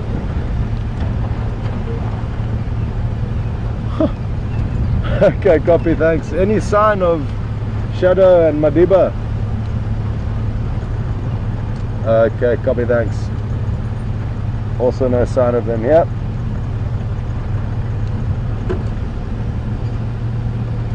Well, that was a stroke of fortune, and somebody was close enough to hear me. Sadly though, there's nothing happening on Arethusa either in terms of predators.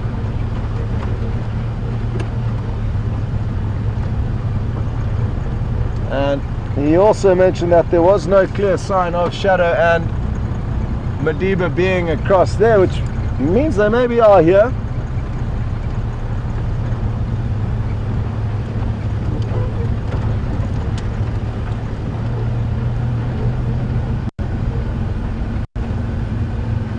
Or maybe it's simply the hard ground that's making everyone's life difficult in tracking down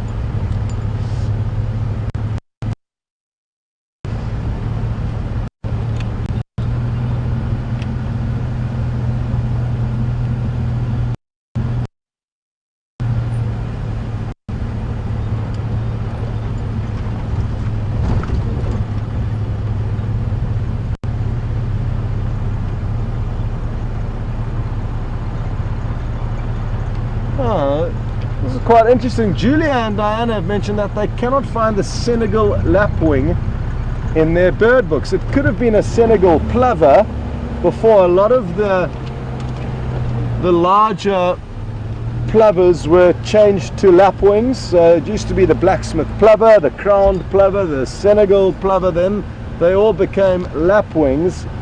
The smaller plovers, like the three-banded plover that we still see, remained plovers. So it's something that happens quite often. Birds' names gets changed. And I'm just going to stop here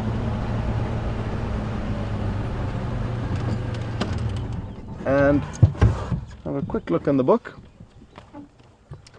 as to what the former name could have been. And while I do that, Jandre can make the most of this opportunity to show you another beautiful view of the setting sun.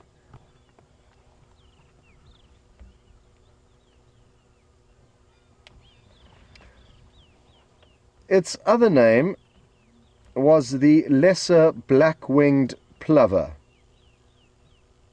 So there we go.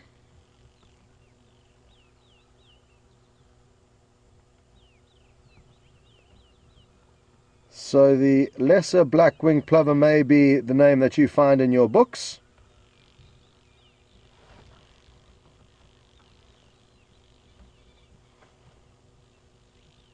Beautiful. Listen carefully. You may hear a slight drone.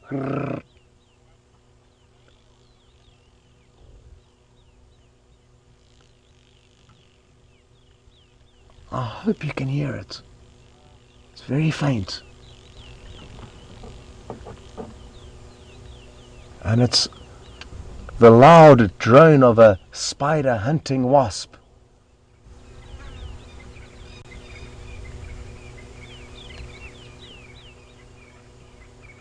But it seems to have flown too far away now. It was buzzing around the vehicle earlier. It's quite a large wasp, and as its name suggests, it hunts spiders. And it's got a very loud drone, as if it had a diesel engine.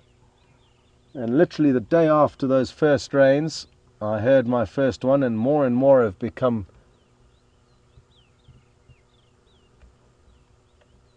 common to hear just within a week of the rains. And if we're lucky, we will get to see the spider hunting wasp in action, catching a spider.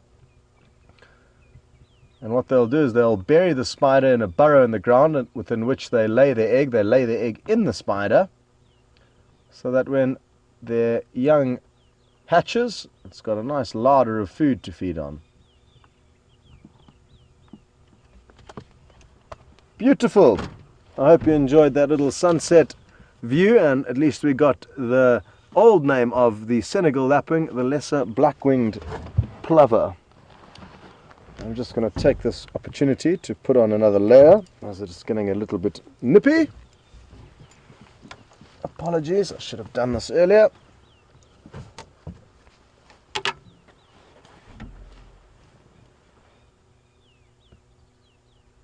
And maybe we can just sit here and watch the sun go down. There's no rush to really go anywhere, and often listening can be a more useful tool than anything else when on safari,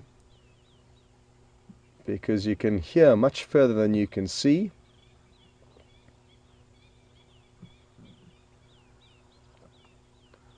There's a lot of francolins calling in the distance.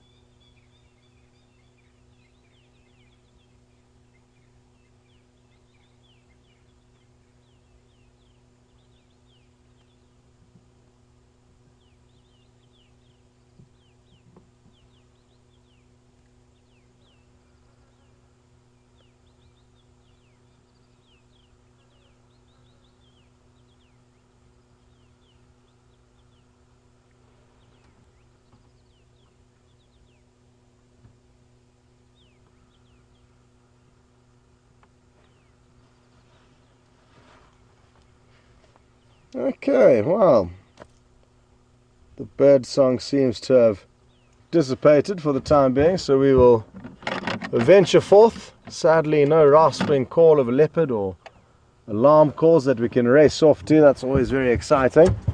But if it happened every day and every drive, it would become a lot less exciting. So quite nice to have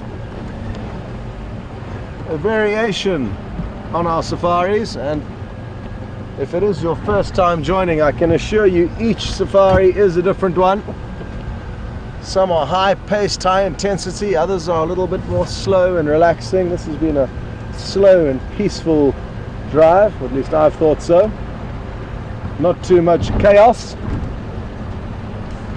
And that's what I love about what we do out here. Every day is different, every drive is different, and we never know what is going to happen. As I say this all calmly and relaxed, we could come around the corner and be in a chaotic situation just like that.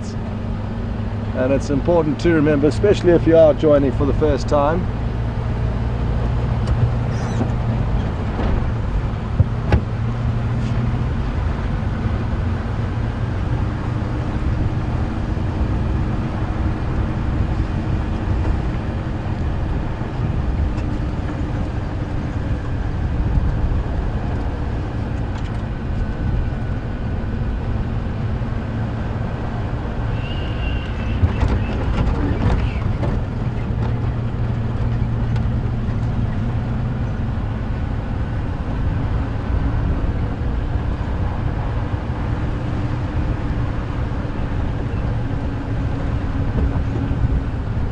spotted there, Jeandre.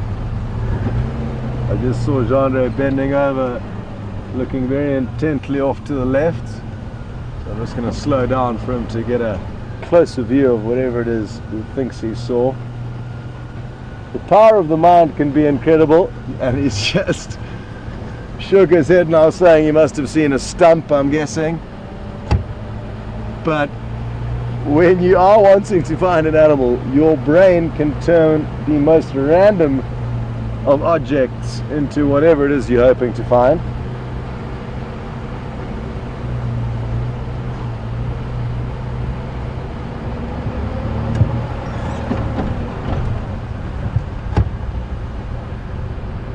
I'm probably next. I'm probably going to spot a leopard stump next, as that's what I'm hoping to find.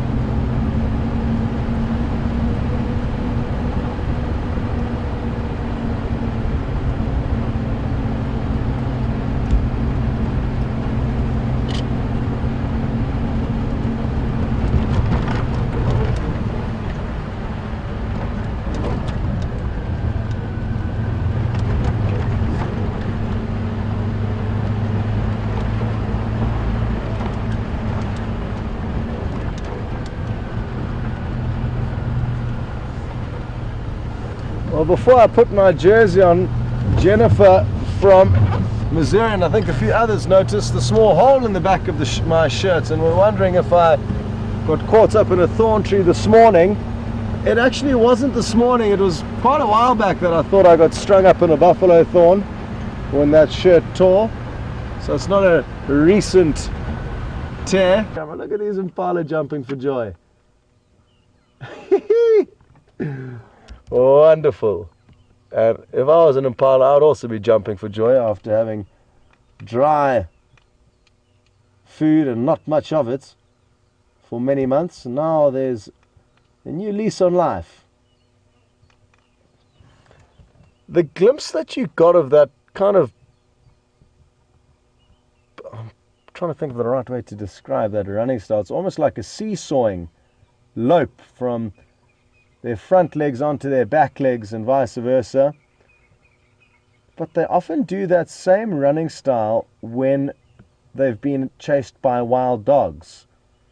And it's the most awesome thing to see when you see impala running like that. Now, I mean, we can attribute it to the fresh new vegetation for them to feed on and the beautiful evening that's unfolding here. But in the height of summer, if you were to see them doing that, or in winter when there's no kind of climatic reasons that would make them happy, you can almost be certain that wild dogs are in the area, and they do that running style to show the wild dogs that they are fit and strong. And any impala that can't do that would obviously become more likely candidates for the wild dogs to chase down. And it's something I've only noticed impala doing in the presence of wild dogs. And that's probably because they are endurance hunters that run their prey down over a long distance, and the impala become aware of that. So it's less applicable for lion and leopard.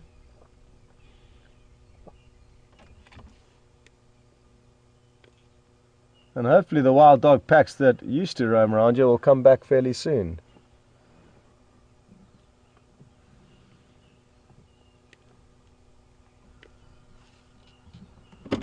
Great.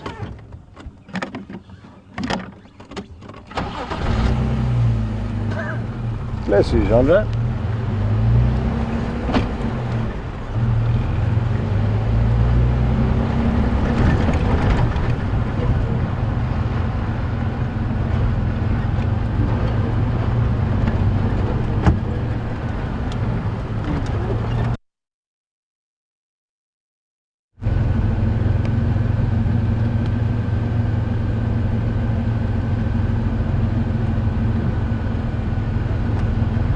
And a few of you on the topic of wild dogs are interested to know on any updates on the packs that we used to see around here. They've been off denning, some to the south of us, some to the north of us, and I believe that all of the packs in the surrounding areas are no longer using their den sites, so the pups are now running with the pack. And the interesting thing with wild dogs is from 3 months of age they start running with the pack as if they were an adult, and then they don't return to a den site every day. They sleep wherever they need to sleep or wherever they fall every night. So den sites are only applicable for the months when they have very small pups, less than 3 months of age. And I'm not sure on any updates of where those pups are, or packs are moving, how many of those pups are still alive. A lot of them get killed within the first few months of leaving the den, either by lion, leopard or hyena. But I sadly am not sure of what is going on with the wild dogs. And hopefully when they pop onto the property, sooner rather than later, we'll be able to show you exactly what's going on.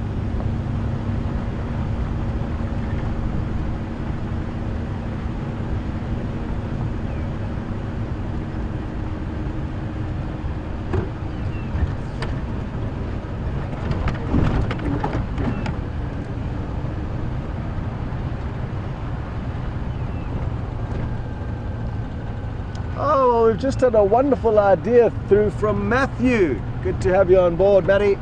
And he would like to know if we can go back to where we found a scorpion the other day. Now, we found two, Matty. Was it the one on the ground or the one in the tree? We can do both. They're right next to one another. So we will slowly make our way there and see if we can't get you a glimpse of a scorpion. I've got my little UV torch, so what we'll do is we'll be able to search for them in various places, not only the same spot where we found those other ones. We can try a few other trees and see if we can find any other scorpions. The tree dwelling ones are probably going to be our easiest option in this area. The ones that are ground dwelling can be fairly difficult to see, as they could be deep in their burrows, but the ones in the trees are a little bit easier to search for. If there were only some rocky outcrops here, Juma, it would make our life a lot easier. Where I used to work in the Sabi Sands, there were a few large rocky outcrops, and there it was very easy to find scorpions. But here we are not so fortunate. But in the coming months, the good news is that there is one specific species called the Opisthothalamus glabifrons, which is the one that VM first spotted on the ground. It's a burrowing scorpion that often runs around on the roads at night. In all likelihood, the males looking for females. The females don't often move very far from their home, which is often a cavity either under rocks or in trees. Let's just stop there with these impala for a moment.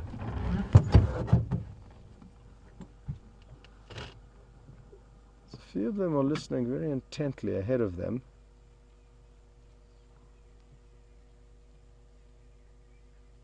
And I wonder what they can hear.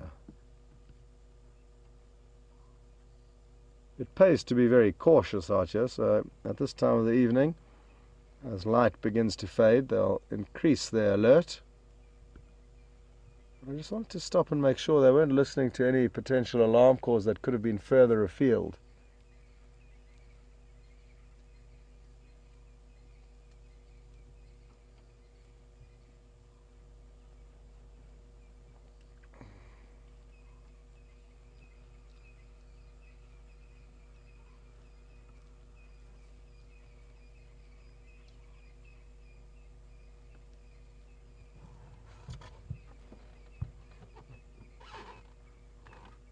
And all enjoying nibbling on the fresh green shoots of grass.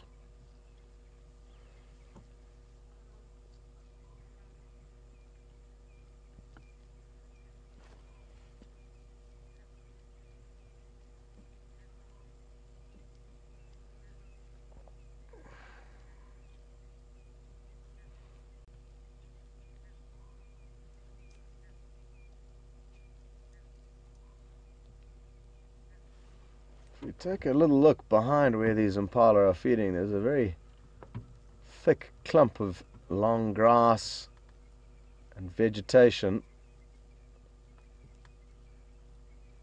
and maybe there's a leopard hiding in there, who knows.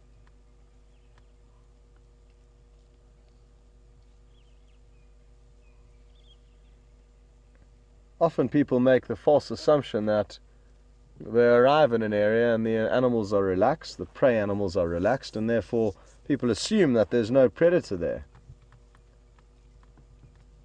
But of course there will be scenarios, and many scenarios, where all the animals are very relaxed until the predator pounces. So for us to simply assume that there's nothing there would be foolish. And I think she's on the same wavelength as us. She pirouetted immediately and started moving away from that clump of the unknown.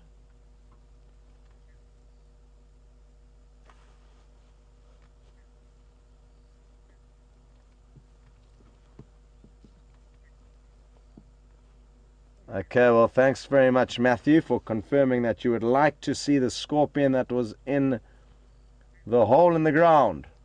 So we'll try our best to see that, but if not, I'll try and find you another one in a tree, as those are more common in this area than the burrowing ones, unless of course you know exactly where the burrows are. Toodle-doo, impala. Good luck this evening.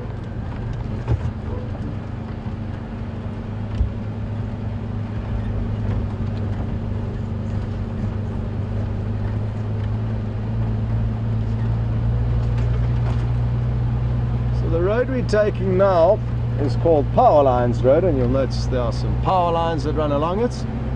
And the reason why I'm doing it is to try and really crisscross and work the area where we last had any sign of Shadow and Madiba. So it's going to take us back to a road that we have already driven, called Impala Plains. But things change out here, and who knows, maybe the leopard have come out from their hiding place. So we will be double tracking on a few of the roads that we have already driven.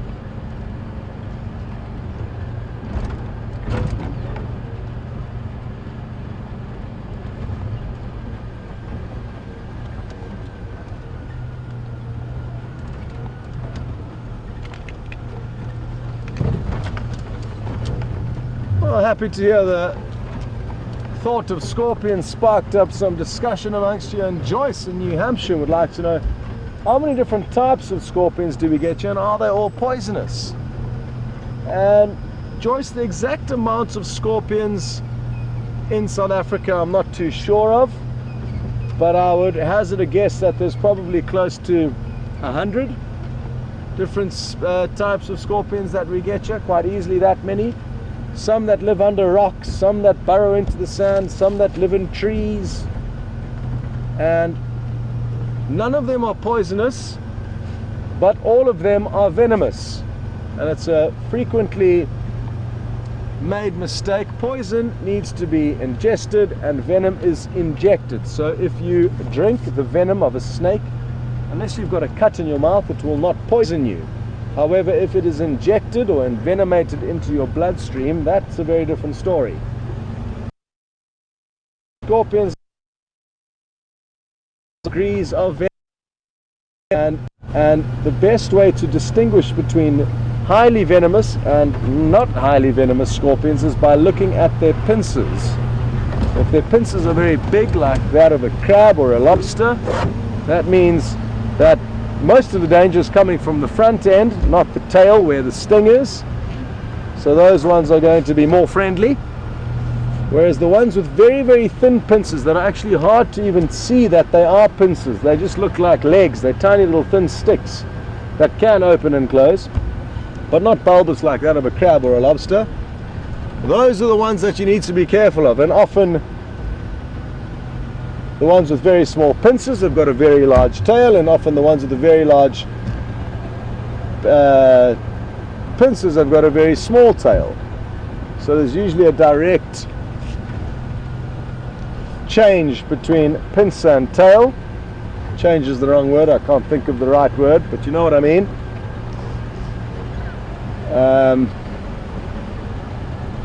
I guess contrast might be the right one, a contrast in size. Not sounding right either.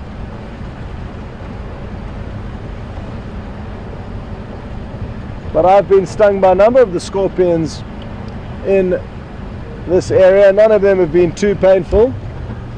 Some of them have been for research, where for the main guy who writes the books for the scorpions of South Africa, a wonderful guy called Jonathan Leeming. I've done a lot of training with him, and part of the training course he asks us to sacrifice a hit from any given scorpion so that we can help to do a pain index and be able for him to write down the pain that you should experience if you are stung by any given particular scorpion. And the one that I took a hit from was the same one that we're going to look for now, the Opisthothalamus glabifrons. It wasn't too bad. It's just quite a nasty scorpion because it can stridulate. Now, various scorpions can stridulate in various ways. Some will rub their sting across their back,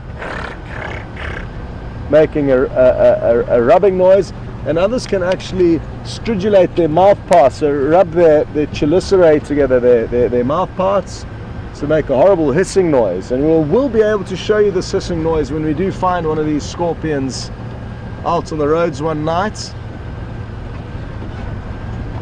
So it's quite intimidating. It also jumps around very quickly like a ninja. As you approach it, it can very quickly jump and do 180s from side to side. So that's also quite intimidating.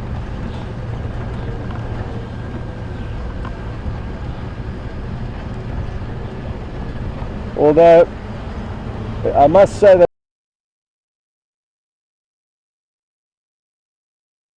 that the majority of scorpions in this area aren't hugely venomous or going to be at a risk to an adult human who is healthy.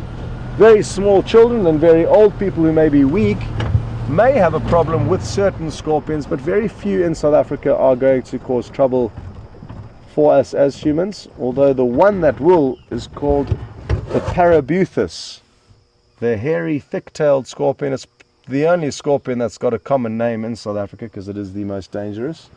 Hello, buffalo. And a friend of mine has been stung by that Parabuthus, and he was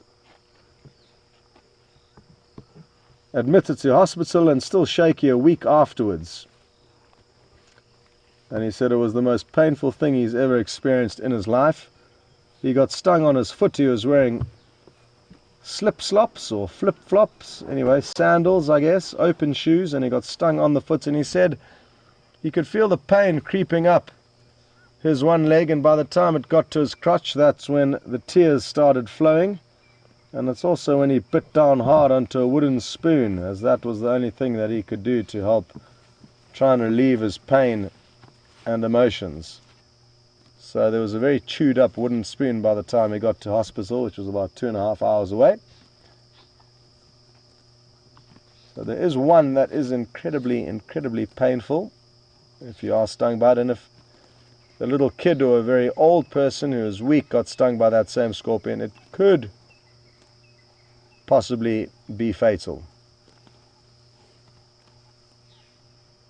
Well, the impala were happy earlier, and I'm sure these old buffalo bulls are also very happy to have some fresh green grass popping up. It's been a tough season for them.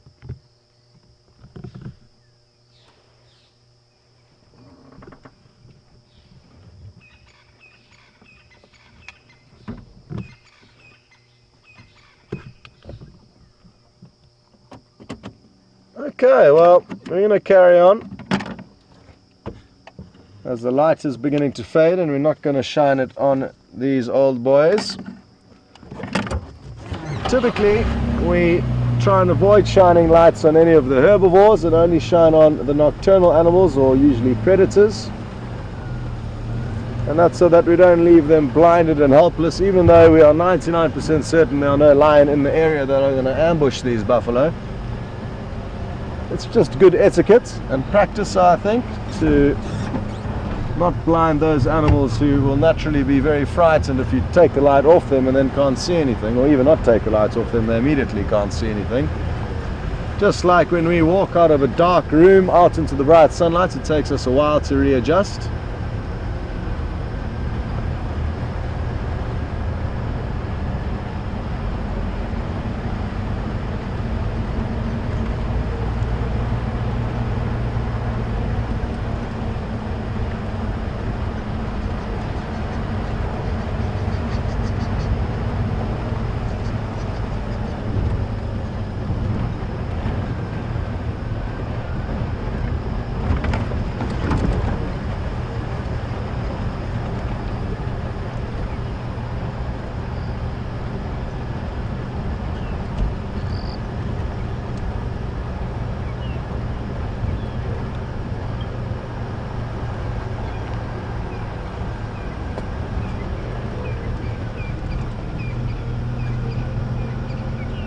Well, I'm just hoping it gets dark sooner than later so I can pull out my little black light, which will cause these scorpions to fluoresce a brilliant glowing color, as if they were a glow-in-the-dark toy. And while we wait for darkness to unfold so the scorpion hunt can begin, Judith has kindly pointed out that in Florida the scorpions would often take refuge in your shoes, and you'd always have to shake out your shoes before putting them on in case there was a scorpion in there. It's good practice whilst on safari as well, Judith. That also happens here. Any dark, small areas is going to be a comfortable place for a scorpion to live in. And she also noticed, I guess, once shaking the right boot, that the scorpions carried their babies on their back, and it's incredible how they can have all these tiny little replicas of themselves latched onto their back, and sometimes if they fall off, they'll even pick them up and put them back on. So a very unique thing about the scorpion that a lot of people wouldn't imagine, that they carry all their babies on their back. And thanks, Judith, for reminding me about that. Wow, listen to all the cicadas.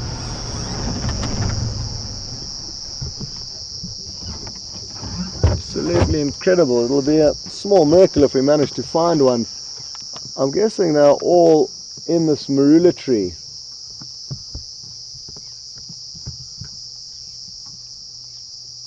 And they're incredibly well camouflaged insects.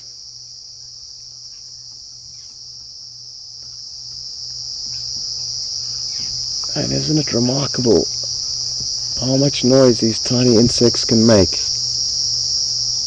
I'm trying vainly to shine around to find one, but like I say, they are so well camouflaged that unless they fly, it's very difficult to see them.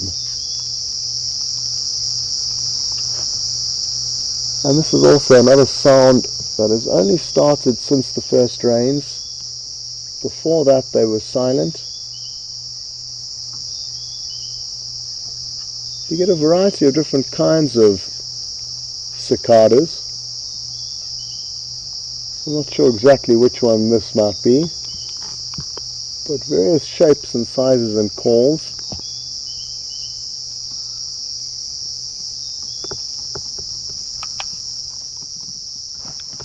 And the noise is actually so overwhelming that it's difficult to actually work out where it's coming from.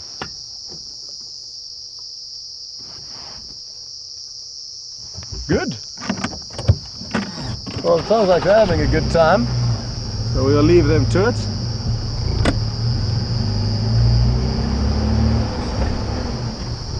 And it's time to pull out the trusty spotlight in the hope that it may help us find some interesting nocturnal critters.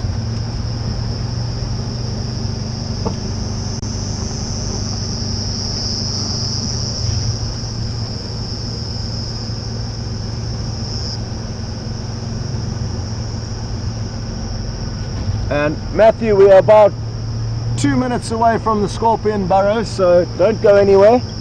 We're about to get there. I've just been taking my time because I wanted it to be dark when we did get there. It's more likely to find them waiting at the entrance to their burrow when it is dark. Look at how cool this is.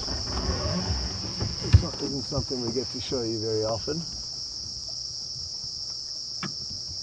Wow, look at all these termites. Hard at work.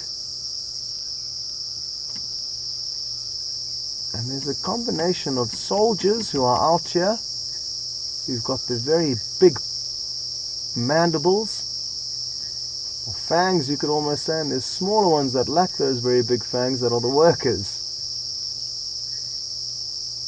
And there could be millions of different termites within this community, and they all go about their business,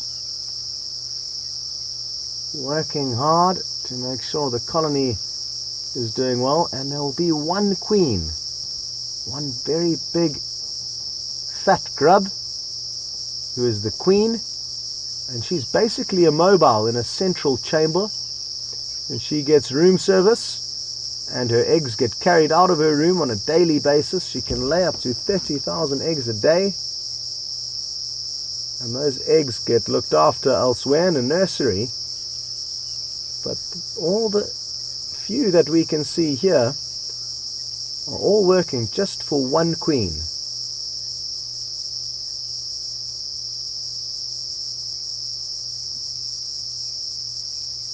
And what we can look forward to seeing in the coming months is not just the workers and the soldiers that we can see here,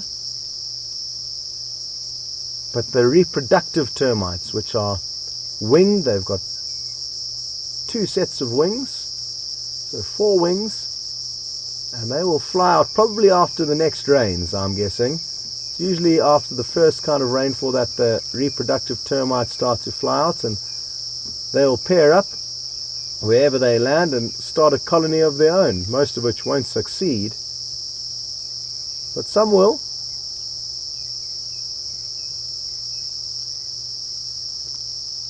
Beautiful. Good to see them all hard at work in the evening here.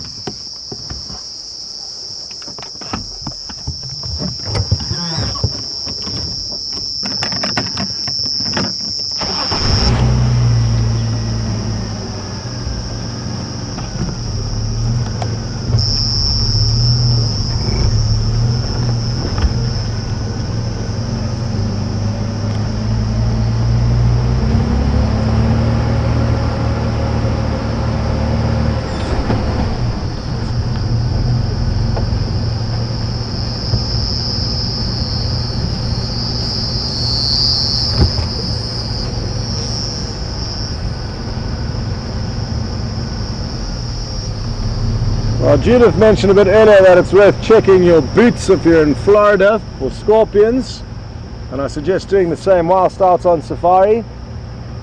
And we just got another question through from Pink I Swear. Never heard of you before, good to have you on board. And they would like to know whether we check the vehicles for snakes and scorpions before every drive. I personally don't. I just make sure I've got all my bits and pieces and that everything's in working order. There would be too many nooks and crannies to search in under the vehicle, so I'm not too concerned about them coming into the vehicle. And where we operate in this area here, it's unlikely that they'll be able to get in here very easily, whereas maybe up under the engine or the parts underneath the vehicle would be a more likely place for them to hide. But I've never had any problems with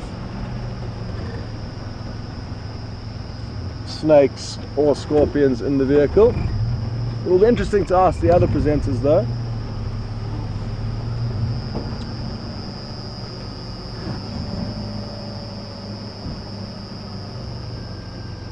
What I'm going to do is, and it's going to be hard to incorporate you in this, but I just want to check this dead tree here. I think there may be some good crevices within this dead tree to find a scorpion, but what I'm going to need to do is jump off and check with my little UV black light, which I've got over here, which, just like a normal black light, it makes things that are white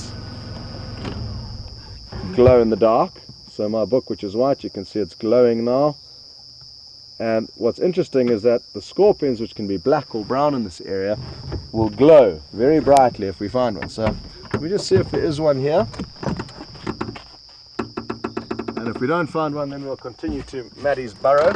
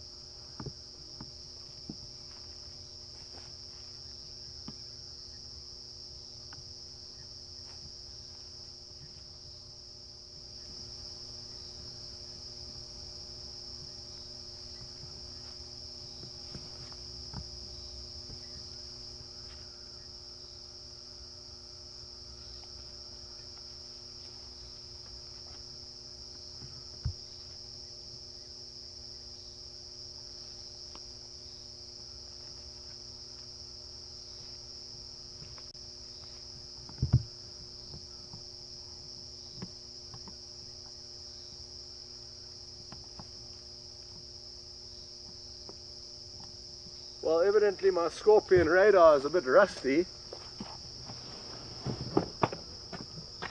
and didn't seem to find one there. I'm convinced there's one in there. There's lots of good hiding places for a scorpion within that tree.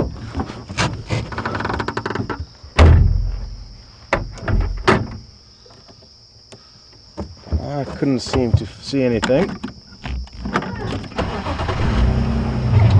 So let's go back to the burrow where Matty would like us to go.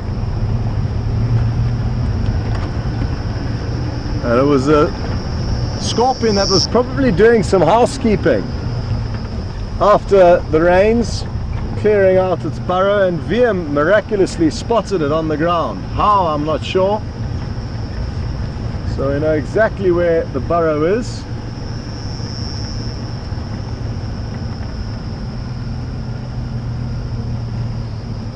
And it's just around the next corner here.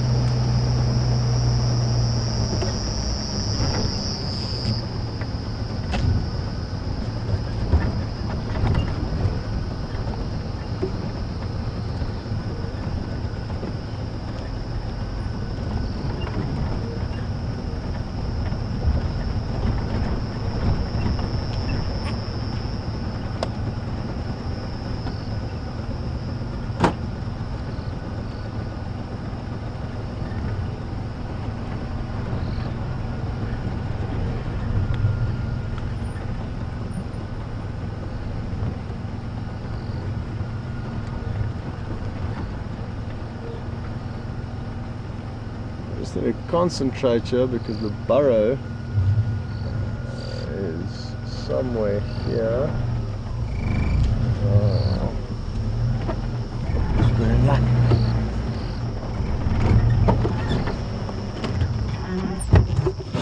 I think we are in luck. I think I can see its pincers there.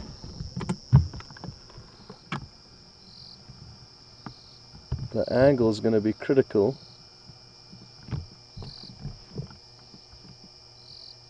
There, you could see it. You could see it just retreat. Yeah. So let's see if it doesn't move again. Awesome, Maddie. Well, there we go. There's a scorpion that you are asking for in the burrow. I'm just trying to get the torch in the right spot. By torch, I mean flashlight or spotlight. It's not easy because Jandre is at such a different angle to me. It's actually a miracle that you got to view the thing at all.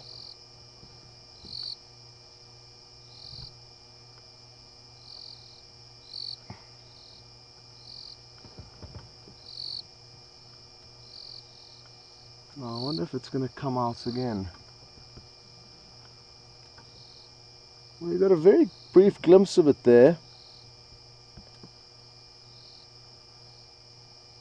What I may try and do is coax it out with a little piece of grass that it will latch onto, thinking it's a piece of prey, and that way maybe come out a little bit, and that way I'll be able to show you it with the UV torch. So let me try that and see if it works. I'm just going to have to take the lights away from the burrow though while I do that. So give me a second and let's see if we don't have any luck. I have to try and be as quiet as possible, so don't expect me to speak too much, because as I get closer to the burrow it may get a little bit nervous. I'm just going to get myself a little fishing rod. And the fishing rod this evening is a little blade of grass, which we may be able to tease the scorpion out of the hole with. We don't want to mess too much with its plans, but I just want to get it out enough to be able to show you the glow with the UV torch. So I've got my little fishing rod ready, just a little blade of grass. Let's see what happens.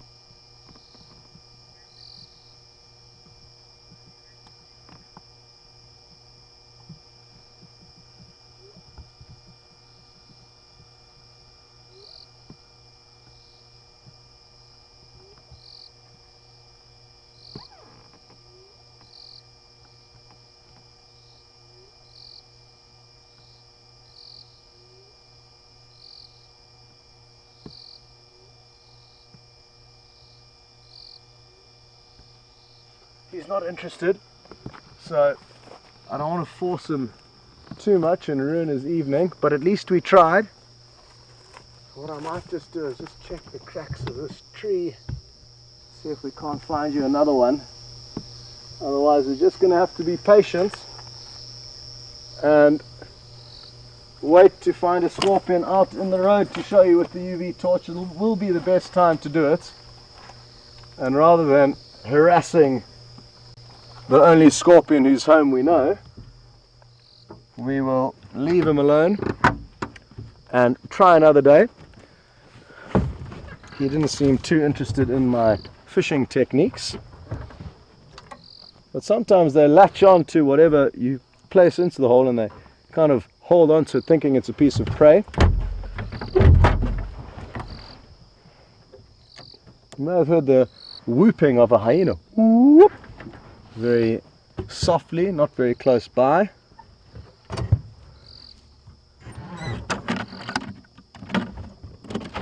Well, I'm glad that you guys did get a glimpse of it in the burrow. Like I said, it's a small miracle that we got to see all the way down that burrow and still managed to get a little glimpse, but we will see that very same type of scorpion more commonly than any other one in this area, as they are renowned for coming out onto the roads.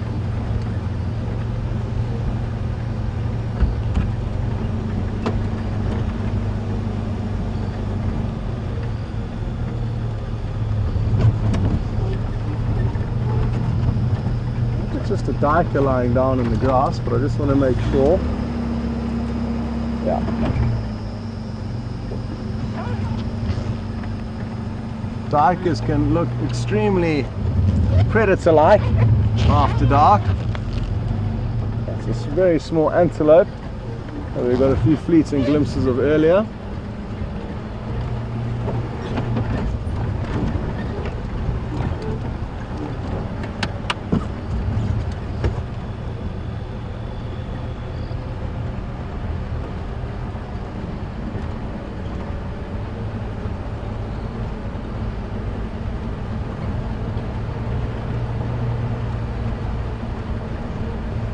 All I want is to find a scorpion to show you guys now. after that little tease of the one in the hole. But like I say, not to worry, we will get our opportunity, and if we got to show you everything in one drive, you'd never come back. So just as well we don't. It's not that we don't want to, but Mother Nature often has her own plans and we just have to go with the flow.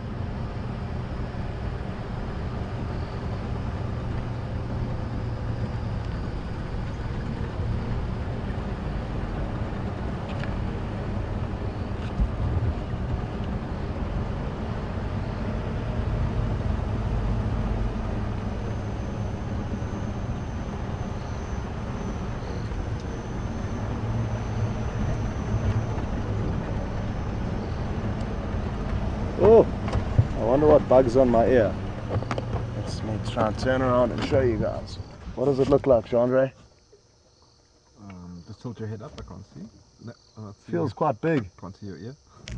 Where's my ear then? You just need to put your head up so it's in the light. Tilt it this way, yeah.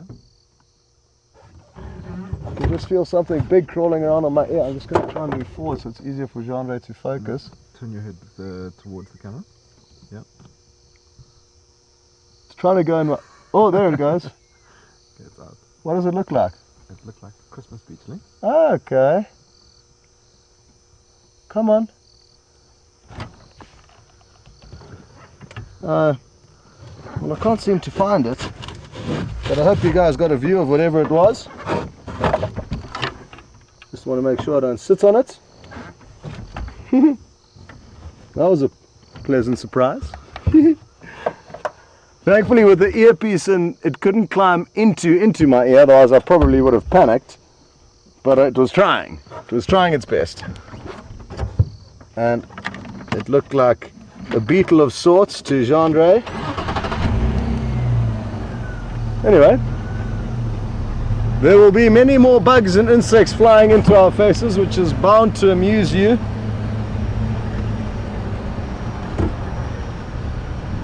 Guys, so you've got that to look forward to in the summer months.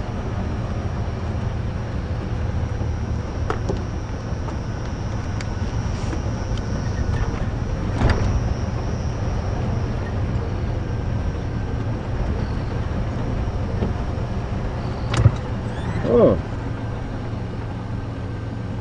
this road has been closed in all likelihood by elephants, so give me a moment while I just fix that. Oh, dropping everything.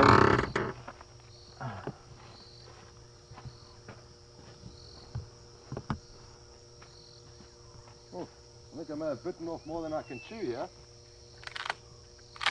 Oh.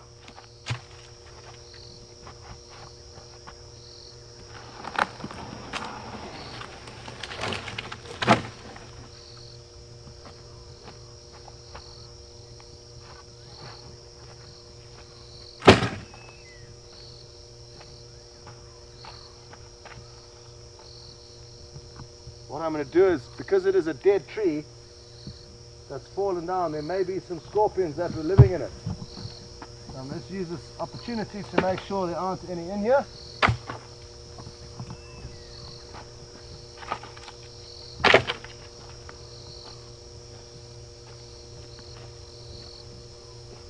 Well, if they were, they've probably got into hiding deep into the cavities. But it might be worth checking that tree tomorrow. I wonder what caused it to fall down. Maybe the moisture from the rain caused it to break at a weakness where a fire had burnt it in a previous season. So maybe it wasn't the elephants, maybe that was just that tree's time to fall down.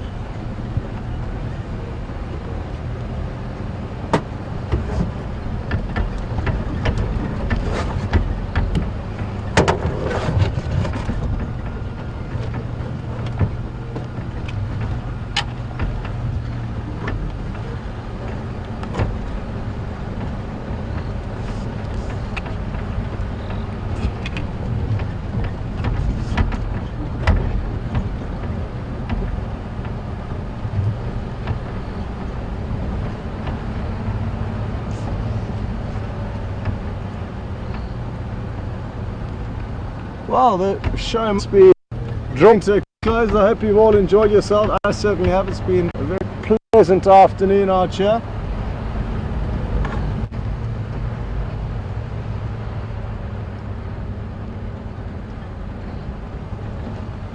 I'm told a lot of you are interested in the topic of cicadas and how the ones here in South Africa may differ to the ones in North America. Well, I'm fairly certain there's not a major difference. They are the same animals that just occur in different places, so there's probably not massive differences between them.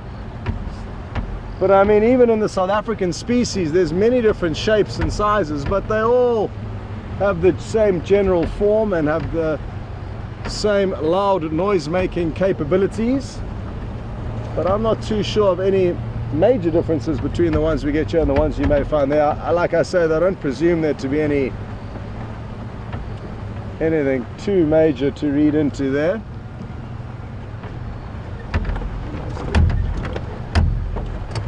Oh, there's a little animal that we don't get to show you guys very often, so we'll just show it to you. I'm not sure what kind of a nightjar it is. I'm a bit close to it, so the bull bar will be in the shot, but they're such pretty birds. Very difficult to distinguish between the different species. They all look very, very similar, unless you fold out their wings, which requires you to catch them. The best way to identify them is by their call.